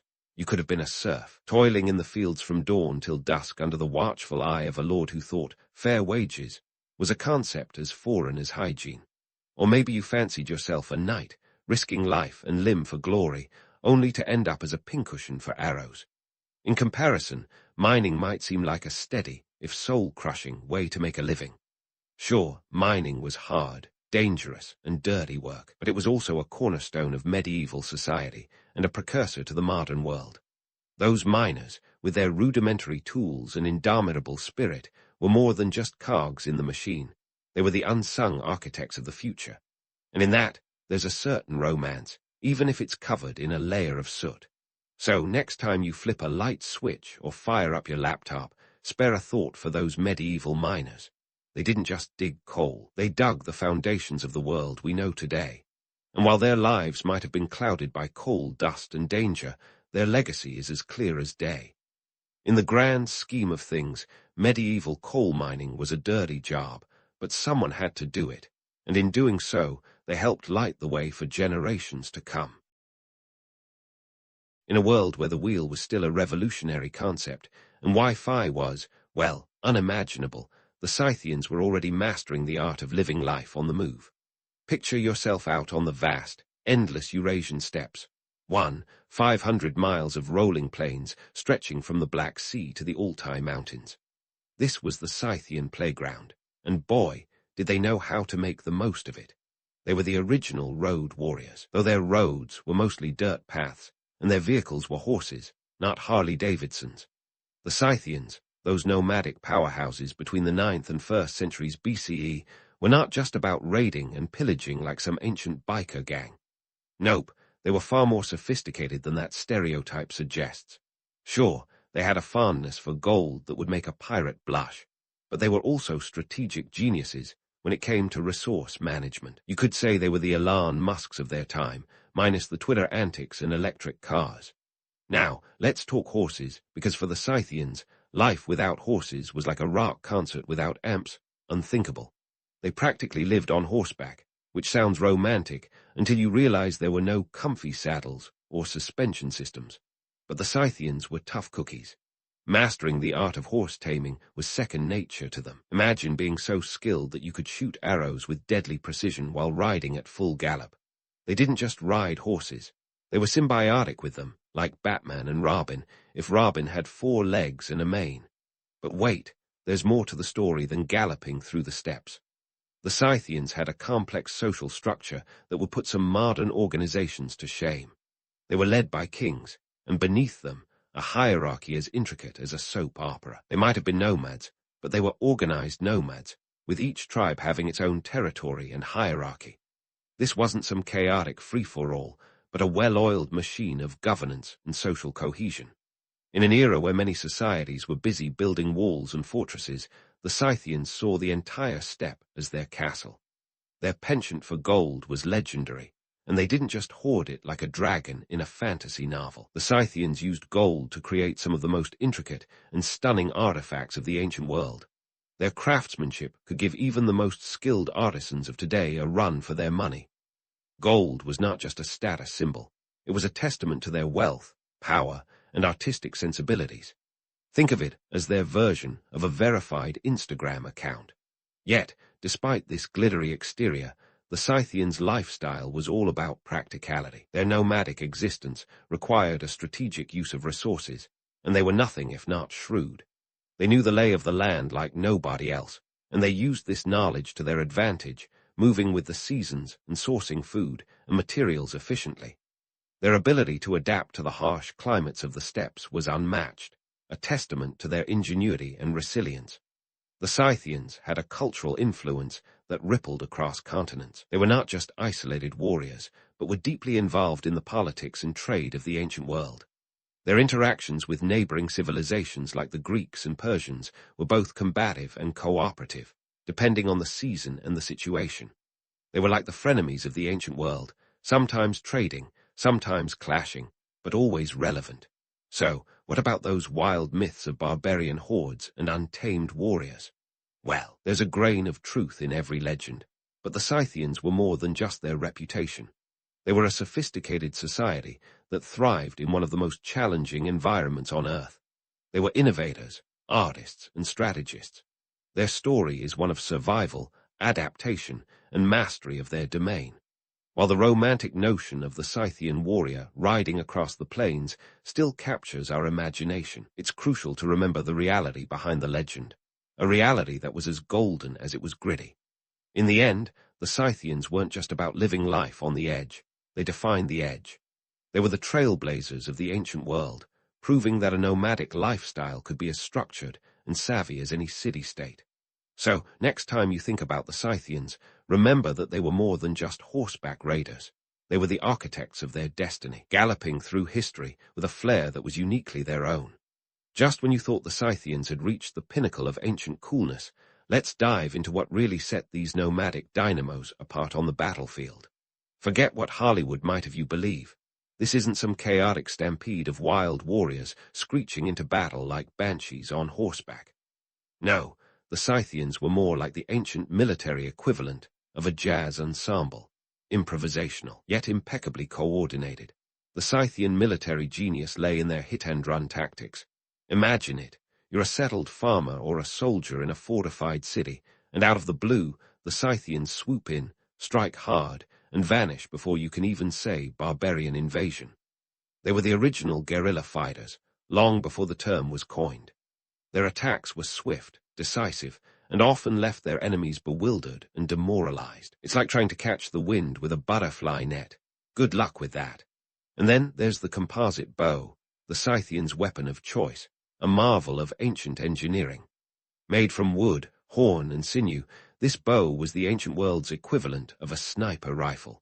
It packed a punch with incredible range and accuracy, allowing Scythian archers to strike from a distance with lethal precision. While your run-of-the-mill Hollywood warrior might be seen gallantly charging into melee combat, Scythians would rather keep their distance and let their arrows do the talking. The composite bow was more than a weapon. It was a game-changer. It was like having Wi-Fi in a world still stuck on dial-up. These strategies weren't just effective in battle. They were economically savvy, too. By minimizing casualties and maximizing chaos, the Scythians could maintain their warrior elite without the massive overhead of a standing army. Why spend your gold on endless infantry when a few well-placed arrows can get the job done? Speaking of gold, the Scythians didn't just conquer to pillage. They understood the economic impact of their conquests. They knew the value of trade routes, resources, and political alliances, often conquering with one hand and trading with the other. Their role in the Silk Road trade was pivotal. Long before Marco Polo decided to go on his little sightseeing trip, the Scythians were the middlemen of the ancient world. They connected east and west, facilitating the exchange of silk, spices, and other luxury goods. Picture this: a Scythian trader in leather and gold, haggling over prices not just with merchants from the east, but with Greeks and Persians, too. In this marketplace of cultures, the Scythians were like the savvy tech entrepreneurs of today, always looking for the next big thing. Now, let's bust a myth or two, shall we? The romantic notion of the Scythians as untamed, chaotic warriors might be great for a blockbuster movie, but reality paints them as disciplined and strategic. They were less about blind aggression and more about calculated moves. Think of them as chess players who knew how to use every piece on the board, even if those pieces were on horseback and armed to the teeth. And let's not overlook their business acumen, which was just as sharp as their arrows. They mastered the art of crafting and trading leather goods and gold artifacts, ensuring their economic prosperity. The Scythians were, in many ways, the original disruptors, challenging the status quo, thriving on innovation, and constantly seeking new opportunities in a world where survival depended on adaptability. In the grand tapestry of history, the Scythians were more than just a footnote. They were a vital thread. They shaped the geopolitical landscape of their time, influencing the cultures and economies of those around them. Their story is a testament to the power of adaptability, innovation, and strategic thinking. They were warriors, yes, but also traders, craftsmen, and diplomats. They were a people who understood that the most powerful weapons in their arsenal were not just their bows and arrows, but their ability to adapt, innovate, and thrive in a world that was constantly changing. As we continue to unravel the tapestry of Scythian history, we'll see how their legacy wasn't just about their military prowess or their economic savvy. It was about their ability to navigate the complexities of a world that was as harsh as it was beautiful. They were not just conquerors of land, they were masters of their destiny. So stay tuned, because the Scythian saga is far from over, and there's plenty more intrigue and adventure to come. Now, let's shift gears and dive into the political dance floor of the ancient world, where the Scythians were not simply wallflowers. They were right in the thick of it, mingling with the likes of Persia and Greece. If you think the Scythians were just a bunch of horse-riding hooligans, think again. They were as much diplomats and cultural influencers as they were warriors. Forget the idea that they were just outsiders looking in. They were very much in the game, playing it with finesse that would make even a seasoned poker player raise an eyebrow. First off, let's talk Persia. The Achaemenid Empire, with its vast expanse and a penchant for conquering anything that moved. You'd think the Scythians would be easy pickings for a behemoth like Persia, but nope. They were more like the elusive cat who refuses to be herded. In the late 6th century BCE, when Darius the Great decided it was high time to expand north into Scythian territory, he found out the hard way just how tricky these nomads could be. The Scythians didn't exactly roll out the welcome mat. They executed a classic scorched earth retreat, drawing Darius deeper into the steppes while evading direct confrontation. Talk about playing hard to get. Darius eventually had to retreat, his grand campaign thwarted by an enemy that refused to fight on his terms. Now, Persia wasn't just looking to conquer, it was also about trade and alliances. The Scythians were critical players on the chessboard of the Silk Road, and Persia knew it. They might not have sat down for a formal state dinner, but there was a mutual respect, an understanding of each other's strengths and boundaries. This relationship wasn't all battles and retreats, it was also about the exchange of goods, ideas, and yes, even wives. Marriages between Scythian and Persian nobility were not unheard of, a testament to their diplomatic interactions. Meanwhile, over in Greece, the Scythians were making an impression of a different kind. Forget the toga-clad philosophers musing about democracy. The Greeks were also busy admiring Scythian craftsmanship. The Scythian influence in Greek art, particularly the adoption of Scythian motifs, is a story worth telling. You see, the Greeks had this little thing called Scythian chic. Intricate designs of swirling animals and mythical creatures found their way onto Greek pottery and metalwork, a nod to the Scythians' artistic prowess. So much for the idea of a one-sided cultural exchange. The Greeks weren't just teaching the world geometry, they were also taking notes from the Scythians on how to make life a little more visually interesting. And let's not forget, the Greeks had their own Scythian connection in the form of the Scythian archers, who served as a type of police force in Athens. These guys were like the bouncers of ancient democracy, keeping the peace and ensuring the rule of law in a city known for its lively debates and even livelier street brawls. It's a fascinating twist. Scythians, often seen as the epitome of lawlessness, helping to maintain order in the birthplace of democracy. The irony is almost too delicious. While we're debunking myths, it's worth noting that the Scythians weren't just cultural borrowers. They were also contributors to the intellectual and spiritual tapestry of the time. Their religious beliefs and rituals, shrouded in mystery as they might be, caught the imagination of the Greeks, who were always on the lookout for new gods to add to their pantheon. Herodotus, the father of history himself, wrote extensively about the Scythians, albeit with the occasional embellishment that would make a tabloid journalist proud. But even he couldn't ignore their complex belief systems and the intriguing, albeit bloodthirsty, rituals like the famous Scythian burial ceremonies. Now, let's circle back to the notion of the Scythians as mere barbaric outsiders. This stereotype, while alluring in its simplicity, simply doesn't hold water. The Scythians were integrated into the political and cultural fabric of their time, engaging in diplomacy with the same dexterity they showed in battle. They knew the value of alliances and were not above a little political maneuvering to maintain their autonomy. In a world where might often made right, the Scythians proved that brains, as much as brawn, could carve out a place in history. This diplomatic prowess was not just about survival. It was about thriving in a world where the winds of power were always shifting. The Scythians were adept at reading the political landscape and knew when to strike, when to retreat, and when to negotiate. They were not just riding the waves of history. They were actively shaping them, leaving a legacy as much in the corridors of power as on the battlefield. So, as we peek behind the curtain of myth and legend, we find a people far more nuanced than the tales of wild, untamed warriors suggest. The Scythians were warriors, yes, but they were also diplomats, artists, and cultural influencers. They were a force to be reckoned with, not just in the physical realm, but in the political and cultural domains as well. Their story is a reminder that history is often more complex and fascinating than the myths we create to explain it.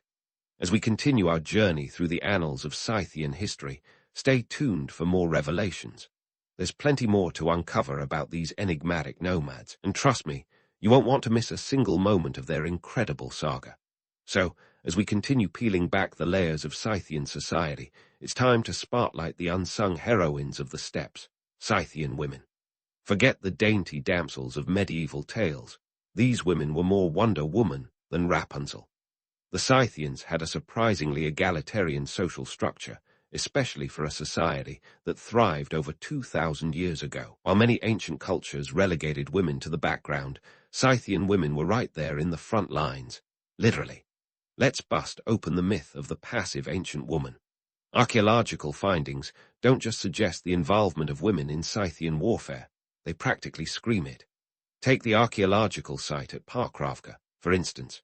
Here, more than 20% of the warrior graves belong to women, complete with weapons like spears and arrows. Imagine unearthing a grave only to find that the warrior within was once a fierce woman who could have taught today's action heroes a thing or two about wielding a sword. Forget the damsels in distress. These ladies were the ones causing the distress. The Scythian women weren't just backup dancers in the military ensemble, they led the show. Historical sources mention women like Queen Tiberius, who famously turned down a marriage proposal from Cyrus the Great of Persia. When Cyrus decided to take the rejection personally and invaded her lands, Tiberius didn't just defend her territory. She annihilated Cyrus's army and allegedly had his head dunked in a bag of blood. Talk about a brutal message. Tiberius wasn't just a queen, she was a force of nature, a testament to the Scythian respect for powerful women in leadership. Now, let's not sugarcoat it. Life as a Scythian woman wasn't all gold adornments and horseback rides into the sunset. The realities of nomadic life meant everyone had to pull their weight. But in a society that relied on every able-bodied person for survival, gender roles were far more flexible than in more settled civilizations. Women were warriors, managers, and decision-makers. They may have worn skirts, but they also wielded swords, and they did so with aplomb. Egalitarian streak wasn't just confined to the battlefield. Scythian women played critical roles in tribal governance and economic activities. The Scythians were a practical people, and they recognized that leadership potential and economic acumen weren't gender-exclusive qualities. Women managed clans and were deeply involved in trade negotiations. They were like the CEOs of their tribes, brokering deals and ensuring the smooth running of their nomadic economies. In a world where survival depended on shrewd management of resources, Scythian women were indispensable. And speaking of resources, let's delve into the fascinating world of Scythian burial practices, which reveal even more about their society's complexity. Forget the simple 6-foot-under routine. The Scythians put their dead to rest with all the flair of a Hollywood epic. These were no ordinary graves. They were kurgans, massive burial mounds that dotted the steppes like ancient skyscrapers. The kurgans weren't just about resting in peace. They were about resting in style, complete with weapons, jewelry, and even sacrificed horses. These burial sites are a treasure trove for archaeologists and a window into a world of ritual and symbolism that ran deep in Scythian culture. It's in these kurgans that we find further evidence of the prominent role women played. The presence of elaborate headdresses, mirrors, and even cosmetics alongside weapons suggests that femininity and power weren't mutually exclusive. The Scythians understood that you could be both glam and fierce. In their world, beauty and battle readiness went hand in hand, and women were honored for their contributions both at home and in warfare. Now, before we get carried away romanticizing this egalitarian vibe, let's ground ourselves a bit. The Scythians were still a product of their time, an era where survival often required harsh measures. While they afforded women more freedom than many of their contemporaries, this was still a society where power could be brutal and life precarious. The Scythians thrived in a world that was unforgiving, and their societal norms reflected the need for pragmatic approaches to leadership and survival. But here's the real kicker. The Scythians managed to carve out a society where gender roles were notably fluid, and they did so on the unforgiving Eurasian steppes. They were like the progressive society of their time, challenging norms and redefining the roles of women in a way that was both practical and empowering. They weren't just ahead of their time. They were blazing a trail that would challenge future generations to rethink gender dynamics. In the grand tapestry of ancient history, the Scythian women stand out not just as warriors and leaders, but as symbols of a society that valued strength and capability over gender. Their legacy is a reminder that the past is full of surprises, and that sometimes our ancestors were more progressive than we give them credit for. As we continue our journey through the world of the Scythians, remember that these nomads weren't just living on the edge, they were redefining it. So, buckle up as we delve deeper into the intriguing web of Scythian society. There's more to uncover about these enigmatic nomads, and the next chapters are sure to challenge everything you thought you knew about the ancient world. As we continue our journey through the world of the Scythians, we find ourselves at the beginning of their decline. But don't expect a dramatic, Rome-style fall here. The Scythians didn't crumble overnight. They gradually faded into the pages of history, a slow dissolve rather than a catastrophic collapse. So let's toss aside the fantasy of a sudden downfall and dig into what really happened. First up, the environmental pressures. The lush, boundless steppes that once served as the Scythian highway began to change around the 3rd century BCE. Climate shifts led to less predictable weather patterns, causing a ripple effect on their nomadic lifestyle. Imagine trying to host a barbecue, and suddenly the weather turns from sunny to monsoon-like. Not ideal, right? Similarly, the Scythians faced dwindling pastures for their horses, which were as crucial to them as Wi-Fi is to us today. This wasn't an instant game over, but it was a significant constraint on their mobility and survival strategies. Next, let's talk politics. The Scythians were not alone on the Eurasian chessboard, and by the 4th century BCE, they found themselves squeezed by rising powers like the Sarmatians, who were essentially the new kids on the steppe block. The Sarmatians were no slouches. They'd been learning from the Scythians and brought their own innovations to the table. It was like a tech startup suddenly facing competition from a well-funded rival. The Scythians had to adapt or risk being sidelined. But it wasn't just the Sarmatians. The Scythians also faced pressure from settled civilizations like the Macedonian Empire under Alexander the Great, whose conquests reshaped the political landscape around them. Alexander wasn't just a military genius. He was a cultural chameleon, spreading Hellenistic culture far and wide. This cultural osmosis drew many Scythians into the orbit of Hellenistic civilization, leading to a gradual blending of cultures. It was less about swords and more about scrolls, as the Scythians found themselves entwined in the cultural and economic webs of their neighbors. Now, let's debunk a myth or two. Some might imagine the Scythians going out in a blaze of defiant glory, but the reality is far more nuanced. Their integration into other cultures was more like a slow dance than a sudden switch. Over centuries, they merged with neighboring groups, gradually adopting new customs and languages. The Scythians didn't vanish. They evolved, leaving their mark on the cultures they joined. Think of it as a rebranding exercise, with the Scythians becoming part of the broader tapestry of Eurasian history. And what about their legacy? The Scythians might have ridden off into the historical sunset, but their influence lingered. Take a look at the Cossacks of Ukraine and southern Russia, who are often described as modern heirs to the Scythian lifestyle. Like their ancient predecessors, the Cossacks were known for their horsemanship and martial prowess. In fact, the word Cossack itself is believed to have Scythian roots, reflecting a continuity of cultural traditions that spanned millennia. In contemporary times, the Scythians have become a cultural touchstone, celebrated in literature, film, and even video games. They represent the archetype of the noble warrior, an image that has been romanticized and repurposed countless times. But let's not get too starry-eyed. The real Scythians were more than just their warrior ethos. They were complex, adaptive, and deeply integrated into the economic and political networks of their time. Their story is a reminder that history is rarely as black and white as the myths suggest. The Scythians were masters of adaptation, thriving in a world that demanded constant change. They were warriors, yes, but also traders, diplomats, and cultural influencers. Their ability to maintain their identity while engaging with other cultures is a testament to their resilience and ingenuity. So as we wrap up our journey through Scythian history, let's take a moment to appreciate the depth and complexity of their legacy. They were not just a footnote in history books. They were a vital chapter in the story of human civilization.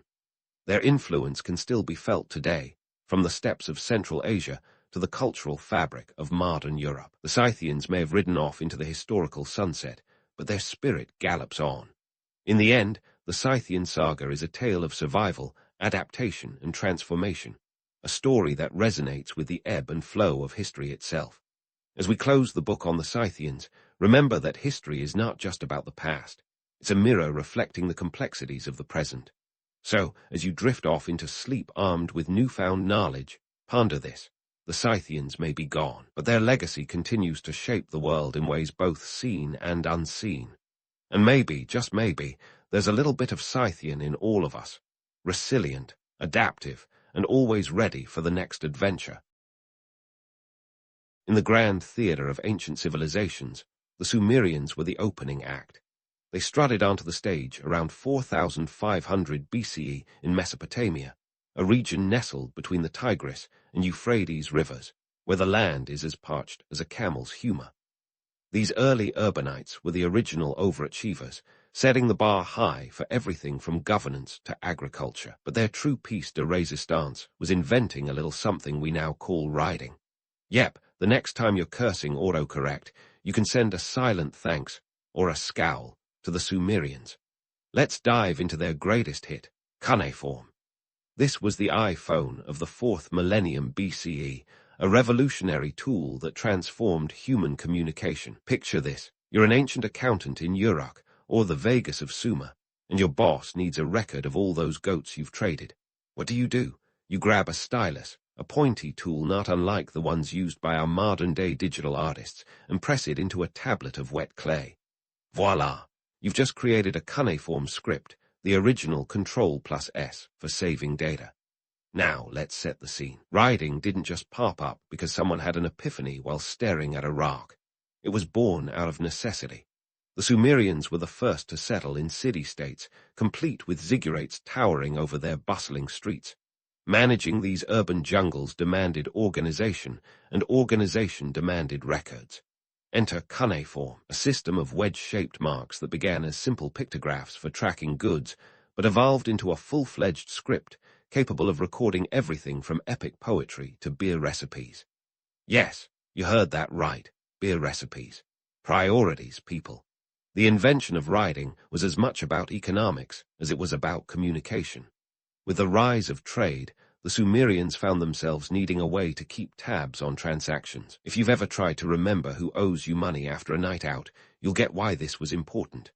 Clay tablets, the ancient equivalent of a ledger, were durable and reusable, though they weighed in like a small boulder. Imagine carrying around a Kindle made of bricks. Still, in a world without paper or iPads, clay was the best medium around. Once dried, those tablets could last centuries, making them a historian's dream and a librarian's worst nightmare when it came to shelving. Of course, every innovative leap comes with its share of myths. There's a romantic notion that writing sprang from the Sumerian mind like a gift from the gods, but the truth is far more grounded. It was the brainchild of clerks and merchants, the unsung heroes of ancient bureaucracy. They were less concerned with immortalizing heroics and more worried about losing track of their sheep inventory. Epic poetry would come later, but make no mistake, cuneiform was first and foremost about keeping the receipts in order. And let's not forget the social implications. Writing granted power. Those who could read and write were the gatekeepers of knowledge, the ancient equivalent of tech wizards. This wasn't just about scribbling notes. It was about controlling information, and by extension, power. As literacy spread, it created a new class of scribes who held the keys to the kingdom, or at least to its record books. Sumerian scribes were the rock stars of their age, minus the groupies, but with plenty of clay dust on their robes. So why does this matter today? Well, think of it as the genesis of human intellect. Writing allowed ideas to be recorded and shared across generations. It laid the groundwork for everything from literature to law, influencing every civilization that followed. Without the Sumerians' breakthrough, we might still be grunting at each other like extras in a caveman movie. In summary, the Sumerians gave us more than just a dusty corner of history to study. They set humanity on a path toward complexity and progress, all because some ancient accountant had a few too many goats to count. Now, as you ponder this, snug in your modern digital world, take a moment to appreciate those ancient innovators who carved the first chapters of our shared story on tablets of clay.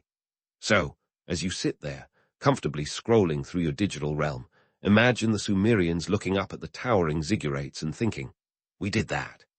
Let's shift our gaze from the dusty cuneiform tablets to the architectural marvels these ancient masterminds erected. We're diving headfirst into the realm of the ziggurat, a structure that makes modern skyscrapers look like simplistic Lego towers. Now, let's be real. When we talk about Sumerian architecture, mud isn't exactly the first material that screams durability. But in a landscape where rain was about as frequent as a solar eclipse, mud bricks were the resourceful choice. The Sumerians were like the Mac Jivers of ancient architecture, piecing together sun-baked bricks to create monumental structures that defied both time and gravity.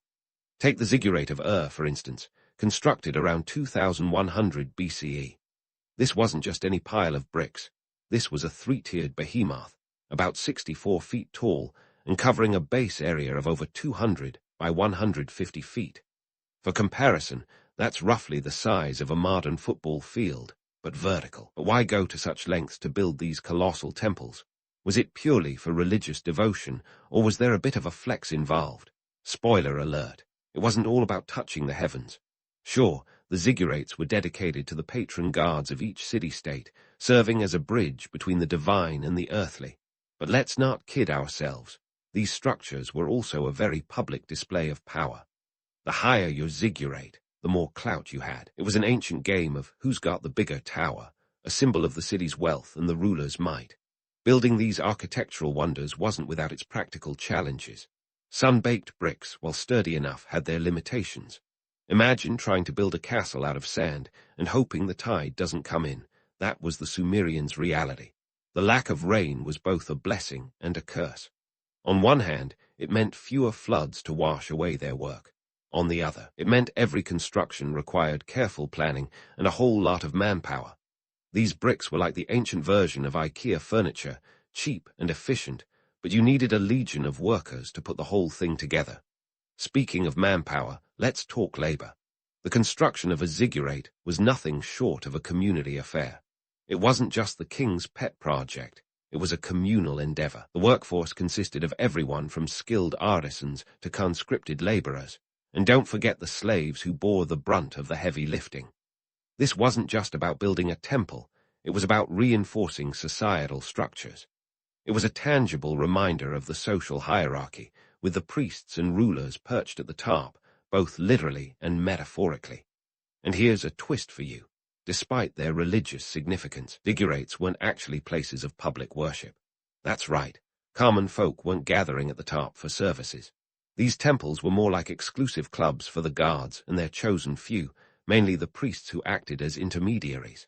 While the majority of the population toiled away at the base, the priests were up top, presumably enjoying the best views in the city and perhaps a bit of divine inspiration. It was the ancient equivalent of a penthouse suite, minus the minibar. So why should any of this matter to us modern folks? Well, the ziggurats were the blueprint for monumental architecture. They influenced everything from the pyramids of Egypt to the towering cathedrals of medieval Europe. These structures weren't just temples, they were statements. They were a way for rulers to cement their legacies, literally and figuratively. And in a world where power was often as fleeting as the mud bricks they used, building big was a way to ensure your name didn't wash away with the next flood, or lack thereof. In this architectural tale, we see the Sumerians not just as builders, but as pioneers of societal organization. Their ziggurats were more than just physical structures. They were the cultural and political epicenters of their city-states. They remind us that human ambition has always reached for the skies, even when the skies themselves were indifferent. As we wrap up this brick-laden journey, keep in mind that the story doesn't end here. There's more to uncover about these ancient trailblazers, who laid down not just bricks, but the very foundations of civilization itself. Stay tuned as we continue to explore the Sumerians' legacy, how they not only built cities, but also the frameworks of human society. The Sumerians, with their mud brick ziggurats and clay tablets, didn't just stop at creating monumental architecture and inventing writing. They used these innovations to reinforce their social hierarchy. Now, let's dig into how these ancient masterminds created a bureaucracy that would make even the most seasoned office worker shudder. In the bustling city-states like Uruk and organization was the name of the game. Imagine a city teeming with merchants, artisans, farmers, and priests, all trying to coexist in a space roughly the size of a modern-day urban neighborhood. Keeping track of trade, taxes, and temple offerings was like herding cats, only if those cats were carrying sacks of barley and a few sheep. Enter the Sumerian scribes, the unsung heroes of ancient bureaucracy. These folks were the data analysts of their time, their styluses scratching away on clay tablets to record every transaction, every debt, and every royal decree. But becoming a scribe was no easy feat. Forget about a quick online course or a YouTube tutorial. This was serious business. Scribes underwent years of rigorous training, a process that would make modern student loans look like candy store debts. Scribe schools, or tablet houses, were the Harvard and Yale of ancient Mesopotamia, minus the ivy-covered buildings. Young aspirants, often from well-off families, spent their youth hunched over clay tablets, mastering the art of cuneiform under the watchful eyes of their stern teachers. The curriculum wasn't just about writing. It included mathematics, law, and even a bit of magic, because who doesn't need a little magic in their day job? Now, why would anyone put themselves through this grueling education? Simple: power. Literacy was a golden ticket in the ancient world, a passport to influence and authority. Scribes weren't just record keepers. They were the gatekeepers of knowledge, the ones who could make or break fortunes with a flick of their stylus. In a society where most people couldn't read their own names, being a scribe was like being the IT guy in an office full of computer illiterates, indispensable and a touch mysterious. This literacy elite didn't just wield pens, they wielded power. They were the ones who drafted the laws, documented the epic tales of gods and heroes, and kept the wheels of commerce turning. In essence, they were the ancient equivalent of the 1%, a privileged class that stood just below the priests and rulers in social hierarchy. This wasn't just about controlling information, but about controlling the narrative of Sumerian society itself. And let's not forget the economic backdrop that necessitated this complex web of bureaucracy. The Sumerians were pioneers of trade, their city-states bustling with markets where everything from grain to textiles changed hands. With trade came the need for regulation, and with regulation came the need for documentation. The scribes were the linchpins in this economic machine, ensuring that every transaction was recorded, every tax was paid, and every debt was duly noted. They were the invisible hands that kept the gears of commerce grinding smoothly. Of course, the romantic notion of scribes as noble scholars is just one side of the story. The harsh reality was that many were little more than glorified clerks, their days filled with mundane tasks and their hands covered in clay dust.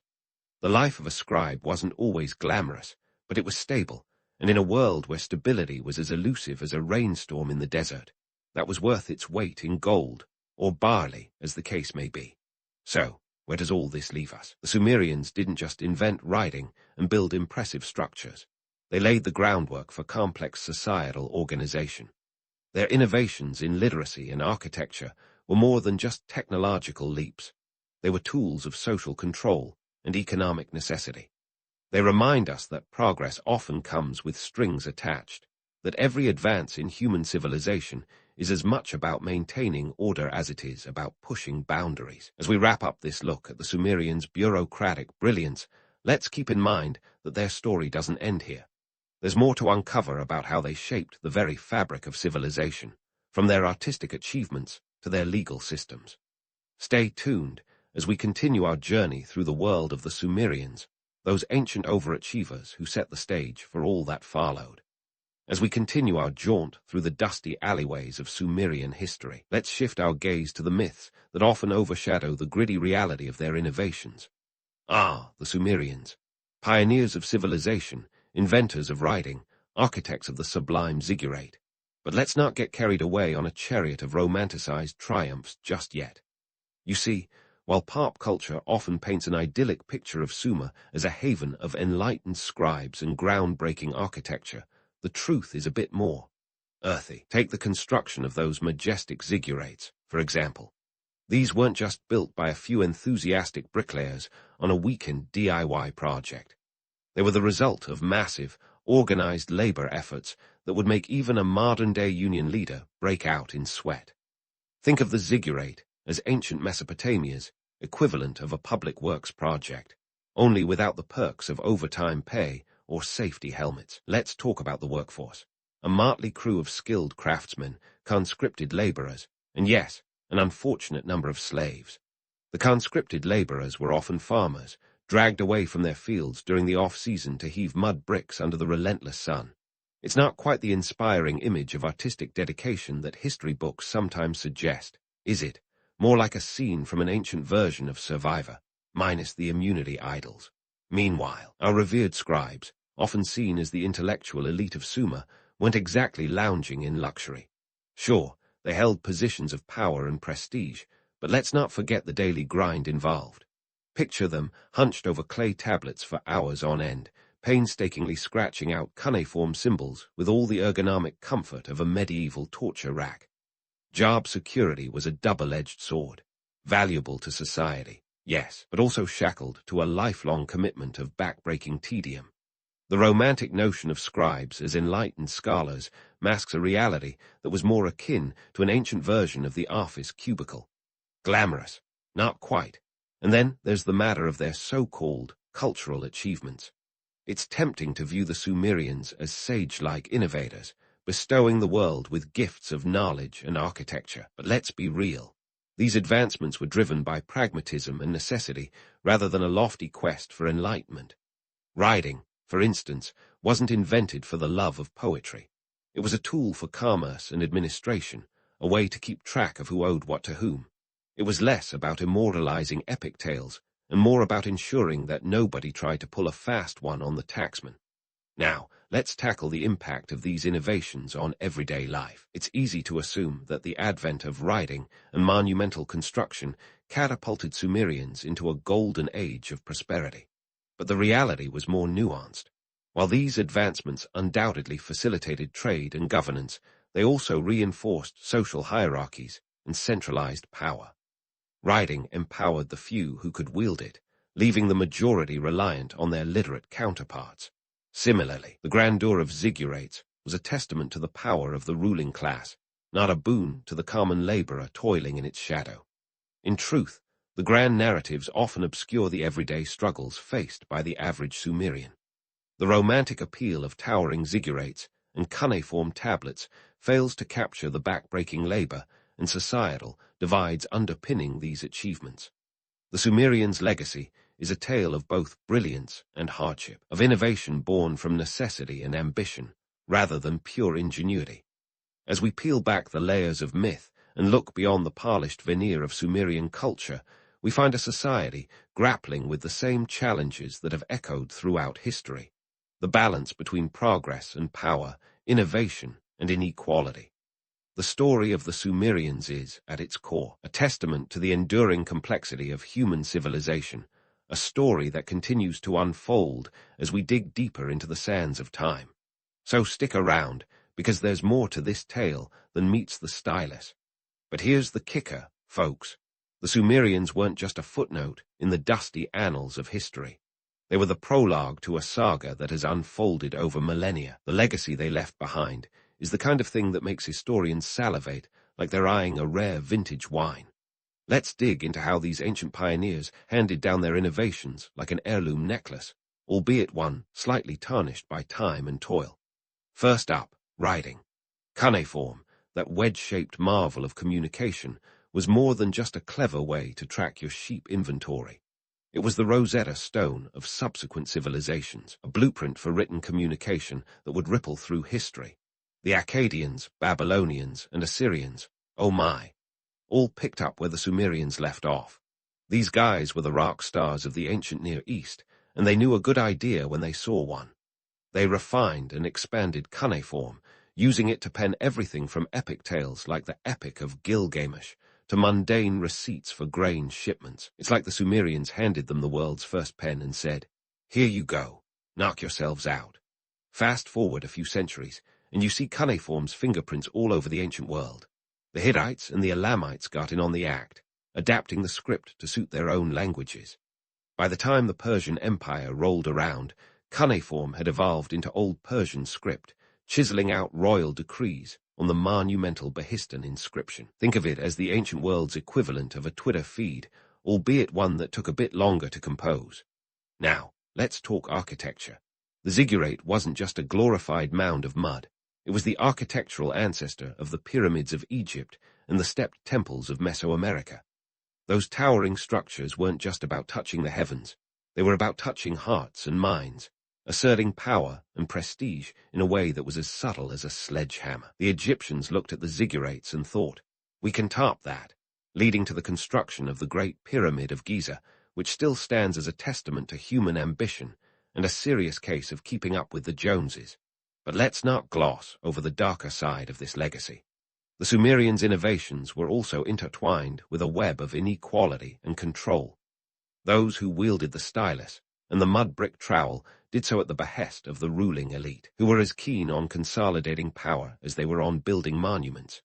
These advancements, as awe-inspiring as they were, often served to reinforce the societal divides they ostensibly rose above. The scribes, priests, and rulers sat at the top of the social pyramid, while the masses labored below, quite literally supporting the weight of those structures above them.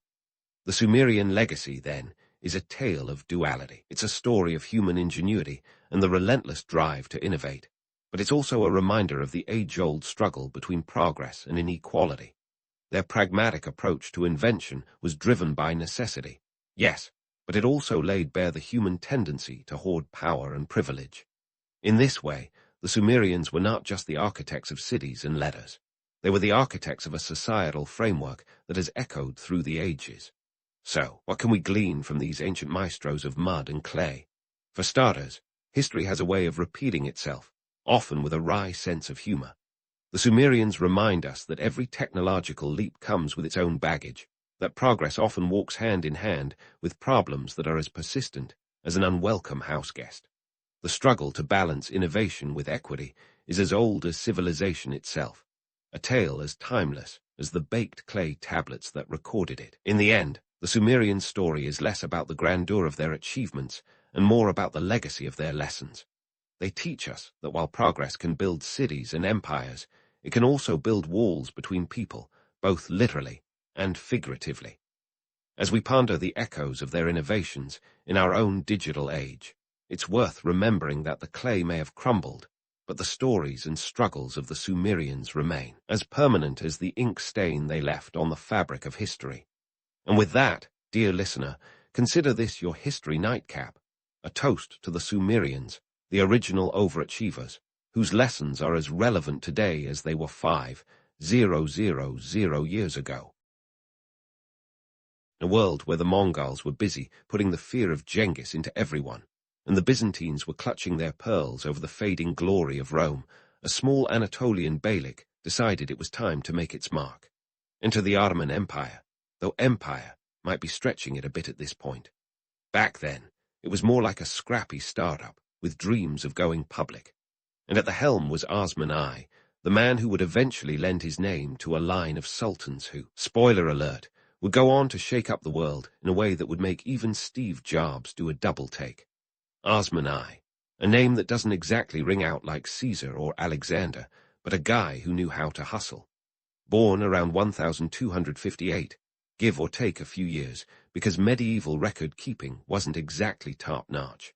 Osman was the son of Ertugrul, the leader of the K tribe of the Arghaz Turks. Not exactly a silver spoon situation, but Ertugrul did lay some groundwork by establishing a small foothold in northwestern Anatolia. And when the reins passed to Osman, he saw potential where others saw only a patchwork of squabbling neighbors and Byzantine leftovers. So, what was Osman's secret sauce? Networking, my friends. Osman was that friend who always knows a guy. His strategy was less about brute force and more about strategic alliances, marriages, and a keen sense of timing. Picture a medieval LinkedIn on steroids, but don't let the romantic tales of noble alliances fool you. This was medieval politics, not a fairy tale. The Ottomans were opportunistic, and their rise was often built on pragmatism rather than pure valor. A prime example of Osman flexing his strategic muscles was the Battle of Baphius in 1302. This wasn't just some minor skirmish. It was a statement piece. With an estimated 5,000 troops under his command, Osman faced a Byzantine force that was roughly the same size, led by the Byzantine governor George Muzalan. The location, near Nicomedia, a city that would later become Izmit. The result, a decisive Ottoman victory that sent ripples through the Byzantine court like a particularly spicy bit of court gossip. Why does this battle matter? Well, it was less about the number of troops and more about the message it sent. It said, "Hey, we've arrived, and we're not just passing through." This victory kickstarted Ottoman expansion beyond its humble beginnings, setting the stage for future conquests and a gradual nibbling away at the Byzantine Empire's territories. The Ottomans were no longer just a footnote in the Byzantine chronicles, they were becoming a headline. Now, let's pump the brakes on the myth-making machine for a moment. The rise of the Ottomans is often wrapped in a cozy blanket of destiny and divine favor, but the reality was far grittier.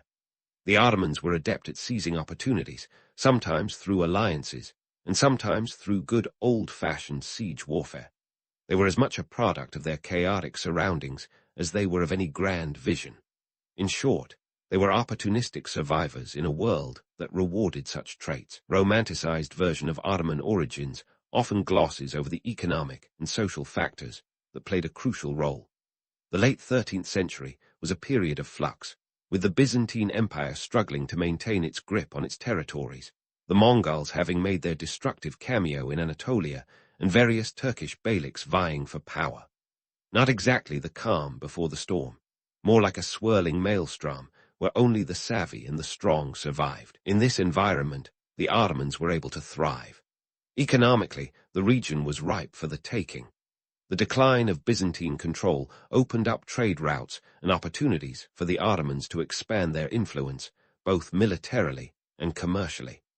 The Ottomans were shrewd businessmen as much as they were warriors, and they understood the value of controlling trade routes that connected the East and West. This was the medieval equivalent of owning prime real estate in the metaverse.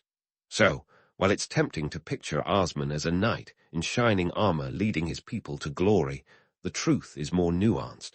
He was a savvy leader who saw an opening and took it, leveraging alliances and timing to turn his small beylik into a burgeoning power. And as the Ottomans continued to expand, they laid the groundwork for an empire that would stretch across 3 continents and last for over 6 centuries. In the end, the story of the Ottoman Empire's rise is one of grit and guile, ambition and adaptability. It's a tale of a small player in a big game who refused to be defined by their humble beginnings. And while the myths may paint them as destined for greatness, the reality is that they earned it through a combination of opportunity, strategy, and perhaps a bit of luck. While the Ottoman story is often shrouded in the mists of legend, the truth is that they were masters of their circumstances, constantly adapting to the shifting sands of their time.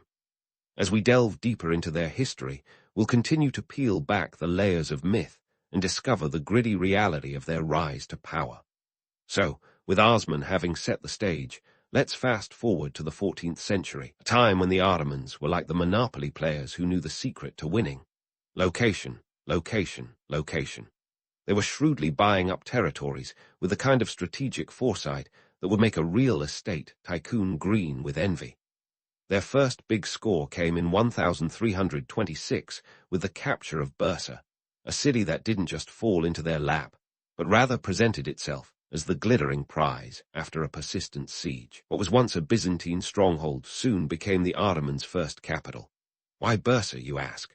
Well, picture it as the medieval equivalent of Silicon Valley, a buzzing hub of commerce and culture. It was surrounded by fertile lands and connected to major trade routes, making it the perfect launchpad for an empire with big dreams. By transforming Bursa into their capital, The Ottomans weren't just planting a flag. They were establishing a nerve center that would fuel their ambitions for centuries. This wasn't just urban planning, it was geopolitical chess, and the Ottomans were already thinking several moves ahead. The capture of Bursa also marked a shift from nomadic conquests to more settled governance. The Ottomans began developing their administrative prowess, collecting taxes, and investing in infrastructure. These guys weren't just swinging swords, they were balancing budgets and building roads. Cue the myth of the noble warrior, valiantly leading his people to glory. The reality was more about savvy bureaucrats and accountants, less romantic perhaps, but infinitely more effective. Speaking of strategies, let's dive into one of the most pivotal moments in Ottoman expansion, the Battle of Kosovo in 1389. Now, if you're imagining a grand clash of titans, well, you're not entirely wrong. But while the battle is often depicted as an epic showdown, the truth is a bit more like a medieval soap opera. It was a bloody affair, sure, but its significance lay less in the body count and more in the political aftermath. The battle pitted the Ottomans, led by Sultan Murad I, against a coalition of Serbian and Bosnian forces under Prince Lazar. It was a classic underdog story, with the Ottomans facing a formidable alliance. But as history often teaches us, numbers don't always tell the whole story. The Ottomans emerged victorious, albeit at great cost. Murad I was killed during the battle, allegedly by a Serbian knight who infiltrated the Ottoman camp. Talk about drama. This victory was crucial because it solidified Ottoman influence in the Balkans, a region that was as strategically valuable as it was politically fragmented. The Balkans were like a jigsaw puzzle with missing pieces, complex and chaotic, but full of potential for those who could piece it together. The Ottomans didn't just win a battle, they secured a foothold that would allow them to expand further into Europe. And while the romantic version might focus on the clash of steel and the cries of battle, the reality was that this was a calculated move to dominate trade routes and control key territories. Now, let's not forget the economic strategies that underpinned these military campaigns. The Ottomans were masters of leveraging trade and taxation to fund their expansion. They understood that controlling trade routes meant controlling wealth, and they weren't shy about implementing taxes to fill their coffers. This wasn't just about brute force, it was about economic acumen. The Ottomans were like savvy investors, reinvesting their gains into further conquests. By the late 14th century, the Ottomans had become a force to be reckoned with, thanks in no small part to their ability to adapt and innovate. They weren't just conquering territories, they were integrating them into a growing empire, establishing a complex administrative system that could support their ambitions. It was like watching a startup evolve into a multinational corporation, complete with divisions for finance, logistics, and marketing. But let's not get too caught up in the romanticized notion of Ottoman invincibility. Reality was far more nuanced. Their expansion was driven as much by opportunism as by strategy. They took advantage of the political instability and economic opportunities presented by a crumbling Byzantine empire and a fragmented Balkan region. It was less about destiny and more about being in the right place at the right time and knowing how to capitalize on it. As the Ottomans continued to expand, they faced challenges that required them to adapt and innovate. Theirs was a story not just of military might, but also of political savvy and economic strategy. They were masters of their environment, seizing opportunities and navigating the complex landscape of the time. And while the myths might paint them as larger-than-life figures destined for greatness, the reality is that they were simply adept at playing the hand they were dealt. In the grand tapestry of history, the rise of the Ottoman Empire is a testament to the power of adaptability and the importance of seizing the moment. It's a story of ambition and pragmatism, of conquest and consolidation. As we delve deeper into their history, we'll continue peeling back the layers of myth and legend, revealing the gritty reality of their rise to power. But for now, let's leave our Ottoman real estate moguls plotting their next big move, their eyes set firmly on the horizon, ready to turn opportunity into empire. As our Ottoman real estate moguls were busy plotting their next big move, their eyes set on the horizon, little did they know that the 15th century would herald the coming of a sultan who'd change the empire's trajectory in ways even a crystal ball couldn't predict. Enter maimed Roman II, the Conqueror, whose 1453 capture of Constantinople was the historical equivalent of dropping the mic and walking off stage. Now, before you let your imagination run wild with images of triumphant parades and gleaming swords, let's take a moment to dismantle some myths and get down to the gritty details of how this seismic shift actually went down. Maimed Roman II, also known as Maimed the Conqueror, was not your typical teenage rebel. By the age of 21, he had already set his sights on the ultimate prize, Constantinople, a city that had withstood sieges like a professional dodgeball player, barbing and weaving through attacks from all sides for over a millennium. But Maimed wasn't deterred by its storied resilience or the fact that it was the last bastion of the Byzantine Empire, which, by this time, was more a shadow of its former self than a formidable opponent. For Maimed, the city wasn't just a strategic prize. It was the crown jewel that would legitimize his empire's power and prestige. So, what made Maimed think he could succeed where others had failed miserably? Well, for starters, the man was a military innovator with a penchant for thinking outside the box, or in this case, outside the walls. Maimed understood that the key to breaching Constantinople's defenses lay in his artillery. Enter the Ottoman cannon, a behemoth of a weapon that could hurl a 600-pound stone over a mile. Built by a Hungarian engineer named Urban, this cannon was a game-changer and the medieval equivalent of bringing a bazooka to a knife fight. Maimed's siege of Constantinople wasn't just about brute force, though. It was a masterclass in logistics and psychological warfare. He amassed a force of over 80,000 men, a mix of seasoned janissaries, cavalry, and infantry, against a beleaguered Byzantine defense of around 7,000. And while the Byzantine defenders put up a valiant fight, facing such overwhelming odds was like trying to hold back the tide with a broom. Maimed's forces surrounded the city by land and cut off its supply lines, while a makeshift Ottoman navy blockaded the Golden Horn. But the real piece de resistance was Maimed's bold move to transport his ships overland, around the massive chain that blocked the entrance to the Golden Horn.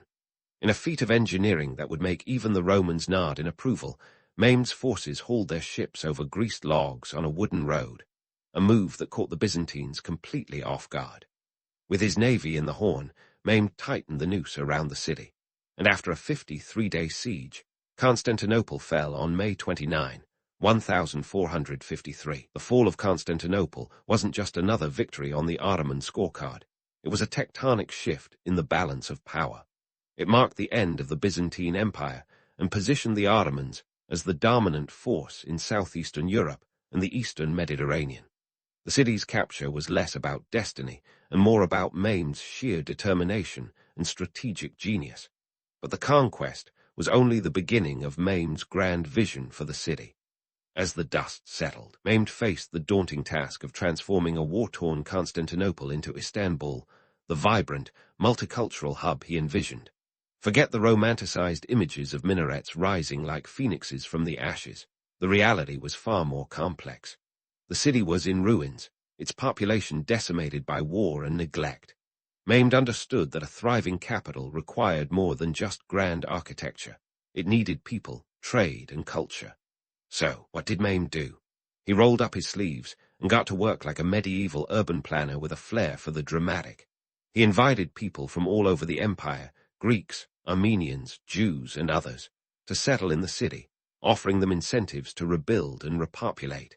It was a policy of religious tolerance that had less to do with altruism and more with practicality. After all, nothing says open for business like a diverse, bustling metropolis. Maimed also invested heavily in infrastructure, rebuilding the city's walls, aqueducts, and public buildings. He established markets and encouraged trade, understanding that commerce was the lifeblood of any thriving city. Under his rule, Istanbul began to flourish, not just as a political and military capital, but as a cultural and economic powerhouse. The city's transformation was a testament to Maimed's vision and his ability to balance ambition with pragmatism. Of course, no myth-busting session would be complete without addressing the rosy tales of Maimed's benevolence. While it's true that Maimed's policies were relatively tolerant for the time, they were also carefully calculated to ensure the stability and prosperity of his empire. The reality was that Maimed was a shrewd leader who understood the value of diversity, in fostering economic growth and maintaining social harmony. His approach was less about egalitarian ideals and more about creating a cohesive, functioning society under Ottoman rule. The transformation of Constantinople into Istanbul was a monumental task, one that required not just vision, but also the ability to navigate the complexities of a diverse and dynamic empire. Mehmed's legacy as the conqueror was not just about his military victories, but his ability to turn a conquered city into a thriving capital that would stand as a testament to the Ottoman Empire's ambition for centuries to come. As we continue to unravel the layers of the Ottoman story, it's clear that their rise was not just a tale of conquest and expansion, but of transformation and adaptation. Mehmed's capture of Constantinople may have been the mic drop moment, but it was his ability to turn vision into reality that cemented his legacy. And while the romanticized images of soaring minarets and bustling bazaars capture the imagination, the gritty reality of rebuilding a war-torn city is a story of resilience and ingenuity, a reminder that empire building is as much about the mundane as it is about the magnificent. As the dust of Constantinople settled, and Mehmed the Conqueror's grand vision of Istanbul emerged from the rubble, the Ottomans found themselves teetering on the cusp of a new era. Enter the 16th century, and Suleiman the Magnificent, a sultan whose life could easily have been the inspiration for a hit reality TV show, Sultan Life. A man of contradictions, Suleiman was as much a warrior as he was a poet, a ruler whose ambitions stretched from the palaces of Istanbul to the very heart of Europe. Now, before we dive into the glitz and glamour of Suleiman's reign, let's set the record straight. While the magnificent label conjures images of opulence and grandeur, the reality was far more nuanced. Yes, Suleiman presided over the Ottoman Empire's golden age, but it was less about the glimmer of jewels and more about the grind of governance. His reign wasn't just a series of conquests and grand constructions. It was an intricate dance of diplomacy, legal reforms, and a quest to keep the empire running like a well-oiled machine. Picture this. It's 1520, and Suleiman ascends the throne at the tender age of 26. Not exactly the age most of us would feel ready to rule a vast empire. But hey, this was the Ottoman Empire, not a casual startup. Suleiman inherited a realm that sprawled across 3 continents, featuring a dizzying array of cultures, languages, and religions. His task, to keep this sprawling entity cohesive and preferably profitable. Let's start with the legal and administrative reforms that are often overshadowed by his military exploits. Suleiman earned the moniker Kanuni, or the lawgiver, for a reason. His legal reforms weren't just about adding more scrolls to the library. They were a strategic necessity to manage an empire as diverse as a modern-day United Nations meeting. Suleiman streamlined the legal system, harmonizing the various laws to create a more unified framework. Think of it as legal Tetris, where the pieces had to fit just right to avoid chaos. But this wasn't just about making life easier for Ottoman judges. These reforms were crucial for maintaining order and stability across a multi-ethnic empire. By standardizing laws, Suleiman ensured that justice was, at least on paper, accessible to all his subjects. This was less about altruism and more about keeping the empire ticking along without the constant threat of rebellion. After all, a content populace is less likely to sharpen pitchforks. Now, onto the geopolitical chess game that was Europe in the 16th century. Suleiman was a master at playing this game, orchestrating alliances and wars with the finesse of a grandmaster. The most famous move in this game was the Siege of Vienna in 1529, a bold attempt to extend Ottoman influence further into Europe. Picture it. 120,000 Ottoman troops marching towards Vienna, ready to make the Habsburgs quiver in their lederhosen. But here's where the myth meets reality. The siege wasn't the triumphant march to victory that Ottoman propaganda might suggest. The weather turned against them, with rain turning the roads into quagmires, and the Ottomans' heavy artillery bogged down in the mud. After 2 weeks of fruitless attempts to breach Vienna's defenses, Suleiman was forced to withdraw, leaving the city battered but unbowed. The siege was a strategic failure, but it sent shockwaves through Europe, a reminder that the Ottomans were a force to be reckoned with. Back home, Suleiman faced the complexities of governing a multi-ethnic empire that stretched from the deserts of Arabia to the plains of Hungary. The Ottoman Empire was a patchwork quilt of peoples, each with their own customs and traditions. Managing such diversity required more than just military might. It needed diplomacy, economic savvy, and an occasional dose of realpolitik. So, was Suleiman truly magnificent? Well, let's not get carried away by the grandiosity of the title. Sure, his reign saw the expansion of the empire, the flowering of the arts, and the construction of architectural wonders like the Suleimani Mosque. But it was also marked by challenges and shortcomings.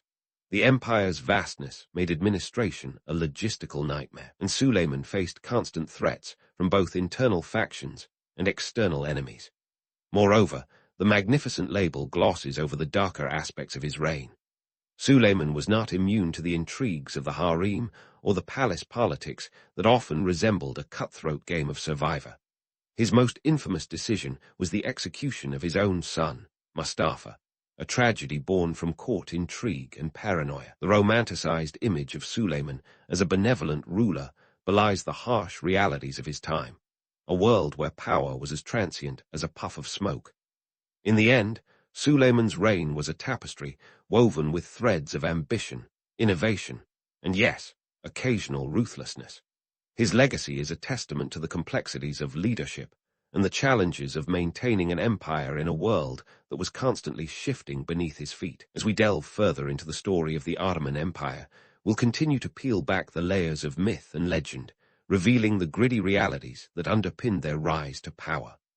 The tale of Suleiman is far from over, and the story of the Ottomans is still unfolding, a saga of power, politics, and the perpetual dance of history. As we close the chapter on Suleiman the Magnificent, the Ottoman Empire finds itself on the precipice of change, like a beloved TV series that's just started milking the plotline a bit too long. The empire, once a juggernaut of economic and military might, begins to show signs of wear and tear. By the 17th century, it's clear the Ottomans are no longer the unstoppable force they once were. Think of it as the historical equivalent of a band that's still touring on its greatest hits, while the new material fails to climb the charts. The cracks start to show with the empire's economy, which was about as stable as a three-legged chair on a bumpy road. Wars are expensive, folks, and the Ottomans were involved in a lot of them. From the unsettling skirmishes with the Safavids to the costly campaigns against the Habsburgs, the empire's military endeavors drained the treasury faster than a shopping spree on Black Friday. Add to that the notorious practice of debasing currency to fund these wars, and you end up with rampant inflation that made life tough for the average Ottoman Joe. The empire's economy was like a leaky bucket, and no amount of patchwork could keep the water in. Meanwhile, the military, once the pride and joy of the Ottoman rulers, started to lose its edge. The vaunted Janissaries, those elite soldiers who had once struck fear into the hearts of enemies, became more interested in politics and perks than in fighting. Picture a group of rock stars who've forgotten how to play their instruments, but still demand the backstage privileges. As the Janissaries grew increasingly corrupt and resistant to reform, the Ottoman military machine began to sputter. The empire's troubles weren't just financial and military. Internal corruption spread through the administration like a particularly insidious mold. Pashas and governors, who were supposed to manage provinces efficiently, instead lined their pockets, abusing their positions for personal gain. Bribery became more common than Turkish delight, and the bureaucratic inefficiency was enough to make any modern-day DMV seem like a paragon of order. And then there's the Treaty of Karlowitz in 1699, a moment that marked a significant shift in the Ottoman narrative. It was the first time in history that the Ottomans ceded territory after a defeat, and the loss was significant. They handed over Hungary and Transylvania to the Habsburgs, a concession that stung like a slap in the face. This treaty was like the opening scene in a slow-motion decline, a harbinger that the empire's days of expansion were over. It was a humbling acknowledgement that the Ottoman Empire, once the terror of Europe, was now on the defensive. The Treaty of Karlowitz wasn't just a geopolitical blow, it was an economic one as well. Hungary had been a breadbasket for the empire, its fertile lands supplying grain and resources. Losing it was akin to losing a vital organ, and the economic repercussions were felt throughout the empire. The Ottomans had to rely increasingly on trade, but their once dominant position on key routes had been eroded by European powers who were now sailing around Africa and across the Atlantic, bypassing Ottoman-controlled territories. Despite these troubles, the Ottomans left a legacy that's hard to ignore. Their contributions to culture and science were remarkable. The empire was a melting pot of ideas, where scholars and thinkers from diverse backgrounds came together to exchange knowledge. Ottoman architecture, with its soaring domes and intricate tilework, left an indelible mark on the skyline. The arts flourished, and the empire became a center of learning and culture. But let's not get too carried away basking in the glow of intellectual achievement. The darker aspects of the empire's history can't be ignored. This was an era where power was maintained through force, where dissent was often met with brutal repression, and where the Sultan's word was law. The Ottoman legacy is a tapestry woven with both grandeur and grim realities. It's a story of ambition and innovation, tainted by the excesses of power and the inevitability of decline. As much as the romanticized tales of sultans and palaces capture our imaginations, the reality was far more complex. The empire was a colossal entity, and its fall was as much a result of its own internal weaknesses as it was of external pressures. As we wrap up this journey through the rise and fall of the Ottoman Empire, let's remember that history is never just a series of events. It's a reflection of human nature, full of ambition, folly, triumph, and tragedy. The Ottomans were masters of their time, but like all empires, they eventually succumbed to the forces of change. Their story is a reminder that even the mightiest of powers can falter, leaving behind a legacy that's as much a cautionary tale as it is a chronicle of achievement. And as the last credits roll on the Ottoman epic, we're left with a poignant reminder of the impermanence of power and the enduring nature of history's lessons. In the heart of the 14th century, while Europe was busy shaking off the remnants of the Dark Ages, Central Asia was hosting its own little drama, starring a young boy named Timur. Born in 1336 in what is today Uzbekistan, in a town called Shahrasabz, Timur wasn't exactly destined for greatness.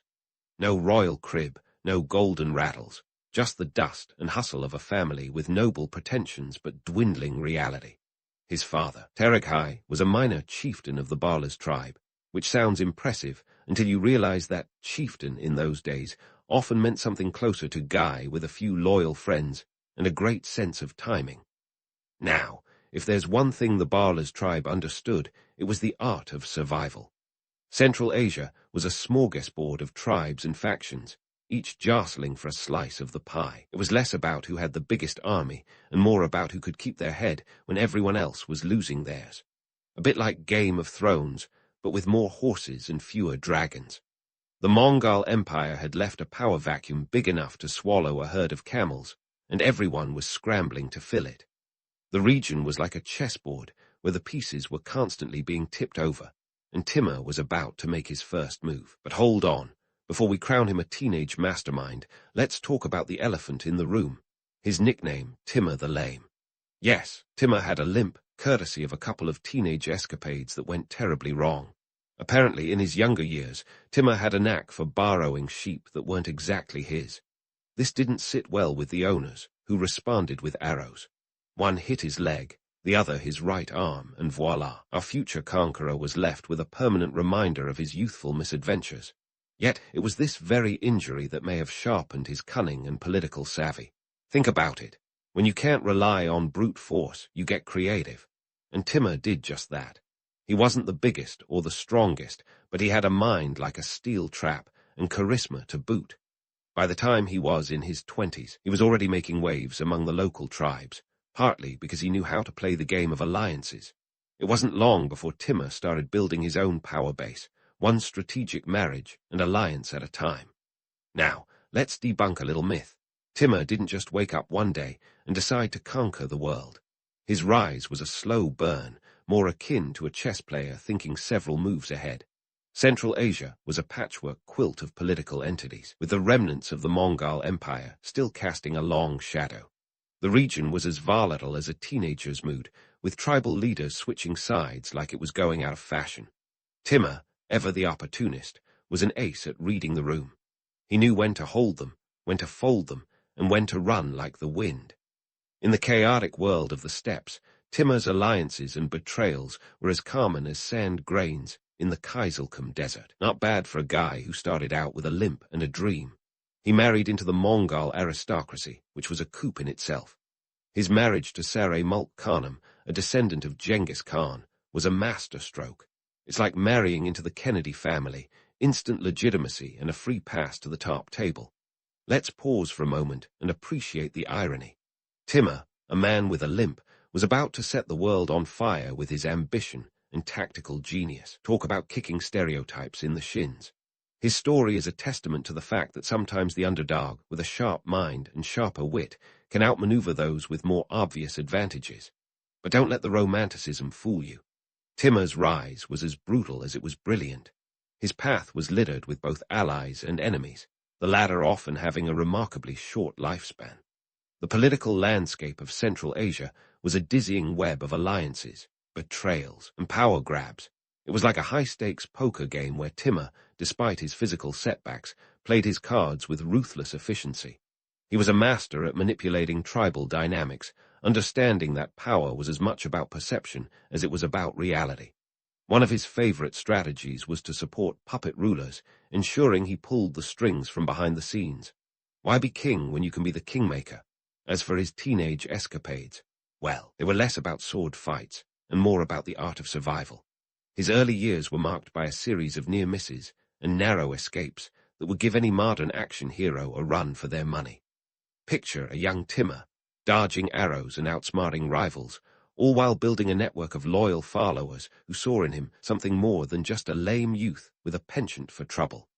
In short, Timur's early life was a masterclass in turning disadvantages into advantages. His limp became part of his legend, a reminder that even the most unlikely figures can rise to greatness.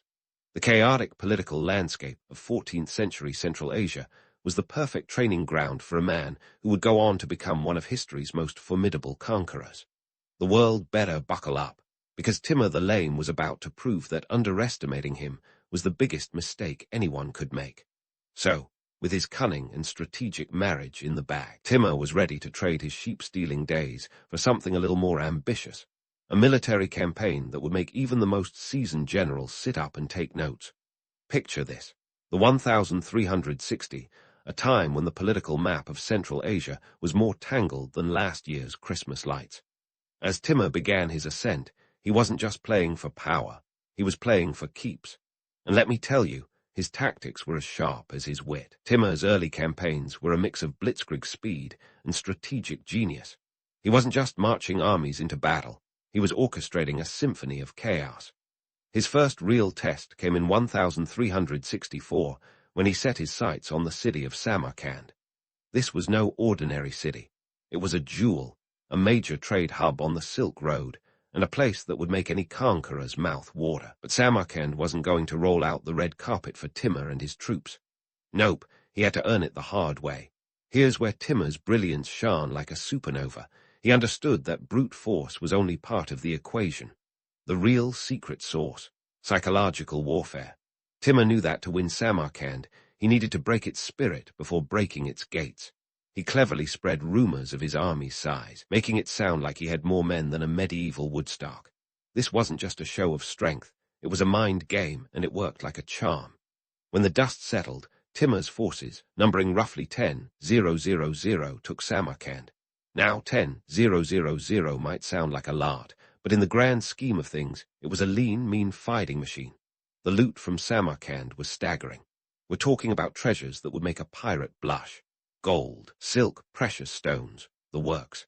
But more than the loot, Timur's conquest of Samarkand gave him something far more valuable, a psychological edge and a key city to anchor his growing empire. Of course, with great power comes great issues. Timur's empire building wasn't all smooth sailing. There were blunders, too. Take his campaign against the Khwarazm region, for instance. It was 1370, and Timur was riding high on his successes. He underestimated the resistance he'd face, and the battle turned into a bit of a quagmire. The campaign dragged on, costing him time, resources, and more than a few soldiers. It was a classic case of overconfidence meeting reality. But here's the kicker. Timur wasn't one to wallow in defeat. He learned from his mistakes faster than you can say strategic pivot. After a few tactical tweaks, including better reconnaissance and more disciplined supply lines, Timur finally subdued Khwarazm. It's a testament to his adaptability and refusal to let a single setback define his military career. After all, in the game of empires, it's not about never falling. It's about getting back up with a vengeance. Speaking of vengeance, Timur had a particular knack for creative punishment. After securing a victory, he'd often employ what can only be described as medieval performance art, stacking pyramids of skulls from the fallen enemies. It was his version of a public service announcement. Welcome to my empire. Behave, or else. While it sounds horrifying, and let's be real, it served a strategic purpose. Fear can be one mighty motivator, and Timur wielded it like a maestro conducts an orchestra. Timur's campaigns were not just about territory, they were about establishing a legacy. His ability to mobilize forces quickly was legendary. Imagine this. His armies could cover 70 miles a day, an impressive feat considering the terrain was less autobahn and more obstacle course. Logistics mattered, too. Supply chains were the backbone of his operations, ensuring his troops were as well fed as they were fierce. But let's not sugarcoat it. Empire building came with a hefty price tag. The human cost was astronomical. Cities like Isfahan saw their populations decimated, with some reports claiming 70,000 dead. It's easy to romanticize the grandeur of conquest until you consider the lives lost and the cities reduced to ashes.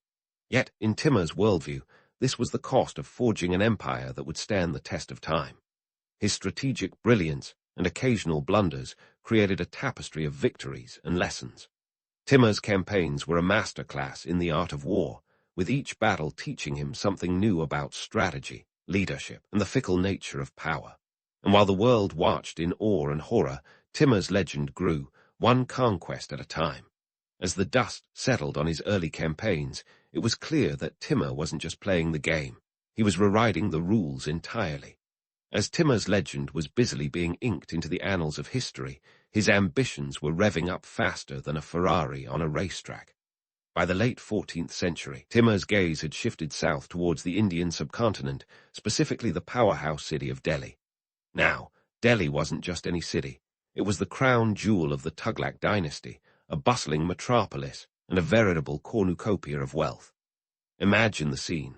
Sprawling markets brimming with spices, textiles that could make a fashionista weep, and enough gold to make Midas rethink his career choices. For a conqueror like Timur, Delhi was irresistible. But let's not kid ourselves.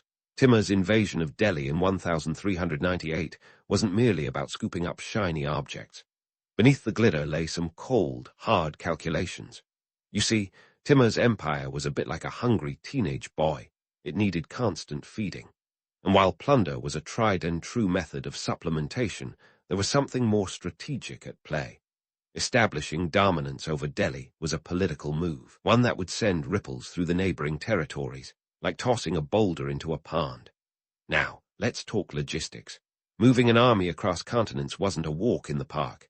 It was more like an extreme version of the Amazing Race, complete with hostile terrain and less than hospitable locals. Timur's troops, numbering around 90,000, didn't just waltz into Delhi. They marched through the treacherous Khyber Pass, a notorious bottleneck that had humbled many a would-be conqueror. Yet, Timur's military machine was nothing if not efficient. His supply lines were so well organized that even modern military strategists would tip their hats. Arriving in Delhi, Timur faced an opponent in Sultan Nasiruddin Mahmud Tughlaq, whose forces were already feeling the sting of internal dissent and economic strain. It was a classic mismatch, like pitting a heavyweight champion against a featherweight, and Timur knew it. The battle that ensued was brutal, a whirlwind of chaos and cunning that left Delhi's defenses crumbling faster than a stale cookie. But here's where the story takes a dark turn. Timur's sack of Delhi was a masterclass in ruthlessness, with the city's riches looted and its people subjected to horrific violence. The myth of Timur, the merciless barbarian, springs from episodes like these.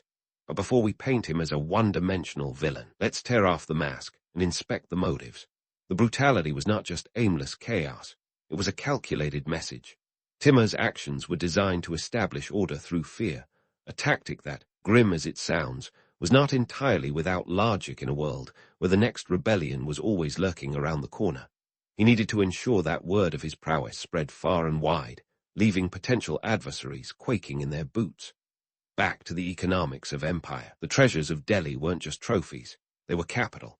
Capital that allowed Timur to bankroll further campaigns, reward his loyal followers, and cement his power base. The loot from Delhi was like striking oil, and Timur knew how to turn black gold into political currency. But here's the kicker. Timur didn't just sack Delhi for its immediate value. By destabilizing one of the region's dominant powers, he was laying the groundwork for future control of trade routes that ran through the subcontinent. It was Empire Building 101. Destabilize, dominate, and then dictate terms on your own turf. Now, if this all sounds like a ruthless boardroom strategy session, that's because it was. Timur wasn't just a warrior. He was a CEO of conquest, leveraging assets and minimizing liabilities with chilling precision. The long-term vision was clear. Create an empire that would not just endure but thrive. And while the cost was astronomical in human terms, Timur's calculus was cold and pragmatic. But let's not sugarcoat Timur's legacy with too much strategic gloss. The human cost of his campaigns was staggering. The sack of Delhi saw an estimated 100,000 civilians killed, a harrowing testament to the dark side of ambition. The truth is, Timur's genius was as much about instilling terror as it was about strategic brilliance.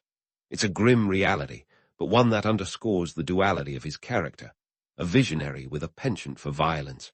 As Timur's empire expanded, his name became synonymous with conquest. Yet there's a surprising twist in the tale of this notorious conqueror, his pop culture legacy. In the centuries that followed, Timur's exploits were enshrined in folklore and literature, a mix of awe and fear that turned him into a legendary figure. From medieval chronicles to modern novels, Timur's life has been dissected, dramatized, and even romanticized.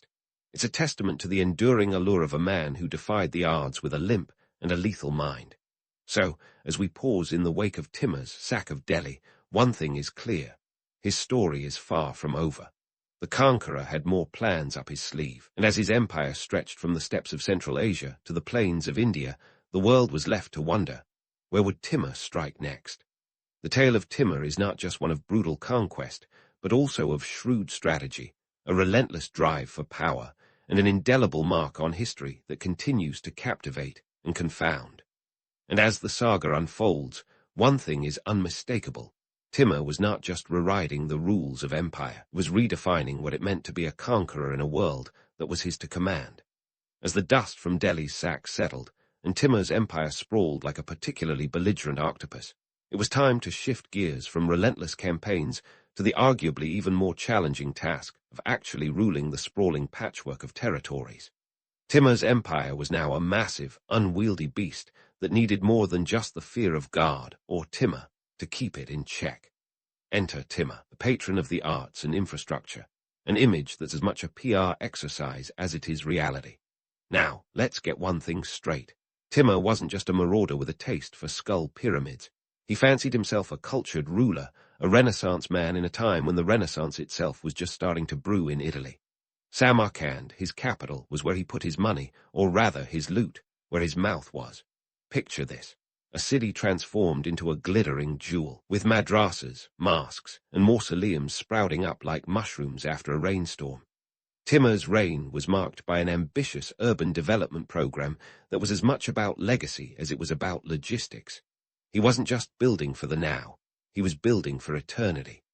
The Bibi-Khanim Mosque, commissioned by Timur in honor of his favorite wife, was an architectural marvel, with its blue domes and intricate tilework that would make even the most jaded Instagrammer swoon. It was a statement, a declaration that Timur wasn't just a conqueror, he was a creator. But here's the rub. While the romantic image of Timur the patron is appealing, it's only half the story. Funding these grand projects required resources, and lots of them. The cost of maintaining such an empire was astronomical, and the burden fell squarely on the shoulders of the conquered. Taxes were ramped up, and the local economies strained under the weight of Timur's ambitions. It was a classic case of robbing Peter to pay Paul, with Peter being, well, most of Central Asia. Timur's infrastructure projects were less about benevolence and more about power projection. These grand structures were not only symbols of his authority, but also practical tools for governance. They served as centers of learning and administration, reinforcing his control over the vast territories that stretched from the Indus River to the Black Sea. It was empire building with a side of cultural appropriation, as Timur sought to legitimize his rule by aligning himself with the great Persian emperors of the past. And then there was Timur's patronage of the arts. He attracted scholars, poets, and artisans to his court, transforming Samarkand into a vibrant cultural hub. This wasn't just about vanity, it was political strategy. By positioning himself as a learned ruler, Timur was crafting a legacy that would endure beyond the battlefield. He wanted history to remember him not only as a conqueror, but as a cultivator of civilization. The reality, however, was that Timur's rule was a precarious balancing act. He was the string puller behind a puppet show of local leaders, a maestro conducting a symphony of chaos. His governance style was a mix of carrot and stick, rewarding loyalty lavishly while punishing dissent with medieval flair. This was not governance as much as it was an exercise in controlled anarchy. The sheer size of his empire meant that maintaining order required as much cunning as it did coercion. Timur's attempts to portray himself as a cultured ruler were not without irony. The man who razed cities to the ground was the same man who sought to immortalize his name through art and architecture. It's like an arsonist doubling as a firefighter. The contradiction is almost Shakespearean. But this paradox is what makes Timur's legacy so fascinating. He was a ruler who embodied both the destructive and creative forces of history. Let's debunk another myth. The idea that Timur's rule was a golden age of prosperity. While it was certainly golden for Timur and his inner circle, the reality for the average citizen was a mixed bag at best. The constant military campaigns drained resources and manpower, leaving local economies in a perpetual state of recovery. The infrastructure projects, while impressive, were often built on the backs of forced labor and heavy taxation. It was a boom for the empire's coffers, but a bust for those footing the bill. Yet, for all the hardship, Timur's reign did leave a lasting imprint on the cultural and architectural landscape of Central Asia. His projects, though born of conquest, contributed to a cultural renaissance that would influence the region for centuries to come. The irony is that Timur's legacy as a patron of the arts is as enduring as his reputation as a conqueror. It's a reminder that history, much like Timur himself, is never just black and white. So, as Timur continued to juggle the dual roles of warrior and statesman, his empire remained a testament to both his ambition and the complex realities of rule. The man who had once been underestimated for his limp was now overseeing an empire that was as grand as it was fragile. And while Timur's story wasn't over yet, one thing was clear. He was hell-bent on leaving a legacy that would echo through the ages, for better or worse. As we leave Timur amidst his blue-domed ambitions and skull-stacked warnings, remember that his story is as much about the art of rule as it is about the art of war. The delicate dance of governance he performed was a testament to the complexity of his character, a conqueror who sought not just to dominate, but to define an era. And as the sun set on the city of Samarkand, Timur's empire stood as a monument to both his triumphs and his transgressions, a testament to the man who refused to be just another footnote in the annals of history.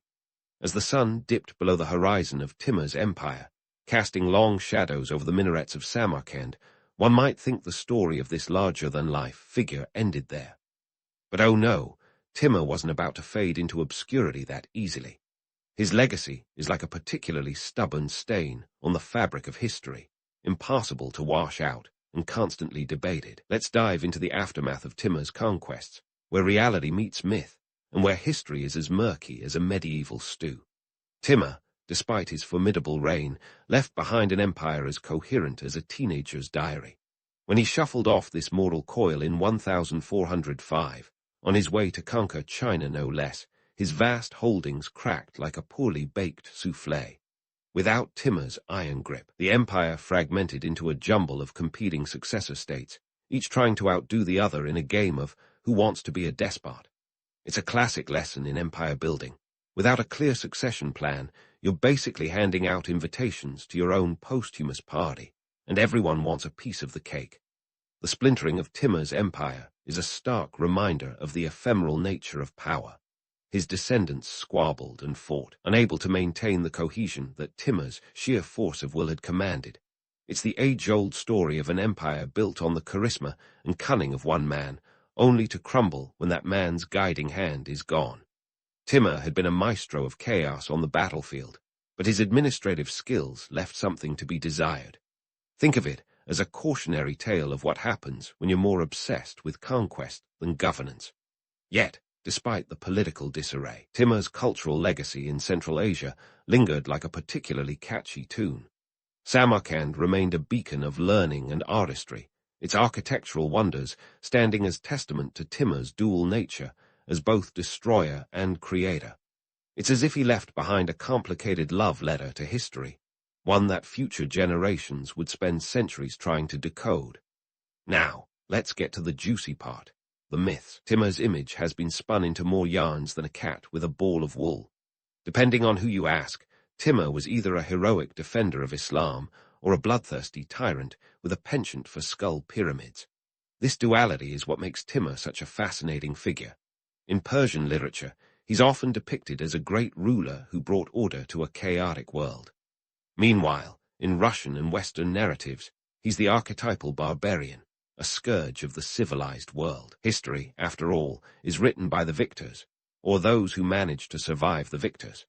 One of the most persistent myths about Timur is the supposed curse of his tomb. In 1941, Soviet archaeologists decided it would be a great idea to open Timur's tomb. Because if there's one thing history teaches us, it's that disturbing the rest of a notoriously ruthless conqueror always ends well. The legend goes that the night after the tomb was opened, Hitler launched Operation Barbarossa, the invasion of the Soviet Union. Coincidence? Maybe. But it's the kind of story that adds a deliciously eerie twist to Timur's already colorful legacy. Yet, modern interpretations of Timur's life have tried to peel back the layers of myth and hyperbole. Historians today grapple with the complexity of his character, recognizing that he was neither wholly good nor entirely evil. He was a product of his time, a man who wielded brutality as a tool, but also appreciated beauty and intellect. In many ways, Timur's story is a mirror reflecting the duality of human nature itself, a reminder that greatness often walks hand in hand with destruction. The economic impact of Timur's campaigns was as profound as it was paradoxical. On one hand, his conquests disrupted trade routes, causing temporary economic chaos. On the other, his patronage of the arts and architecture spurred cultural and intellectual growth in the regions he controlled. It's the ultimate historical balancing act. For every city razed, there was another adorned with stunning edifices. For every life taken, a new era of artistic prosperity was ushered in. Timur's legacy also reshaped geopolitical boundaries. The power vacuum left by his empire's collapse set the stage for the rise of new powers like the Mughal Empire, founded by his descendant Babur. This brought Timur's influence full circle as the Mughals carried his legacy of cultural synthesis and architectural innovation into India. It's a testament to the way history's ripples extend far beyond the initial splash, influencing events and empires for centuries. In the end, Timur's legacy is as complex as the man himself. He was a conqueror with an artist's soul, a strategist who understood both the power of fear and the value of beauty. His story is a tapestry woven from the threads of ambition, brutality, and creativity, a narrative that continues to captivate and confound. As we close the book on Timur, remember that history is not just a series of dates and events, but a living, breathing testament to the human condition, with all its contradictions and complexities. So, as you drift off to sleep, ponder this. Timur the Lame, the conqueror with a limp and a lethal mind, may have been a figure of terror in his time, but his legacy is a reminder that history is never as simple as it seems. It's a story of power and its pitfalls, of creation born from destruction, and of the enduring allure of a man who refused to be ordinary. As the echoes of Timur's empire fade into the annals of history, his story remains a testament to the indomitable spirit of a man who, for better or worse, left an indelible mark on the world.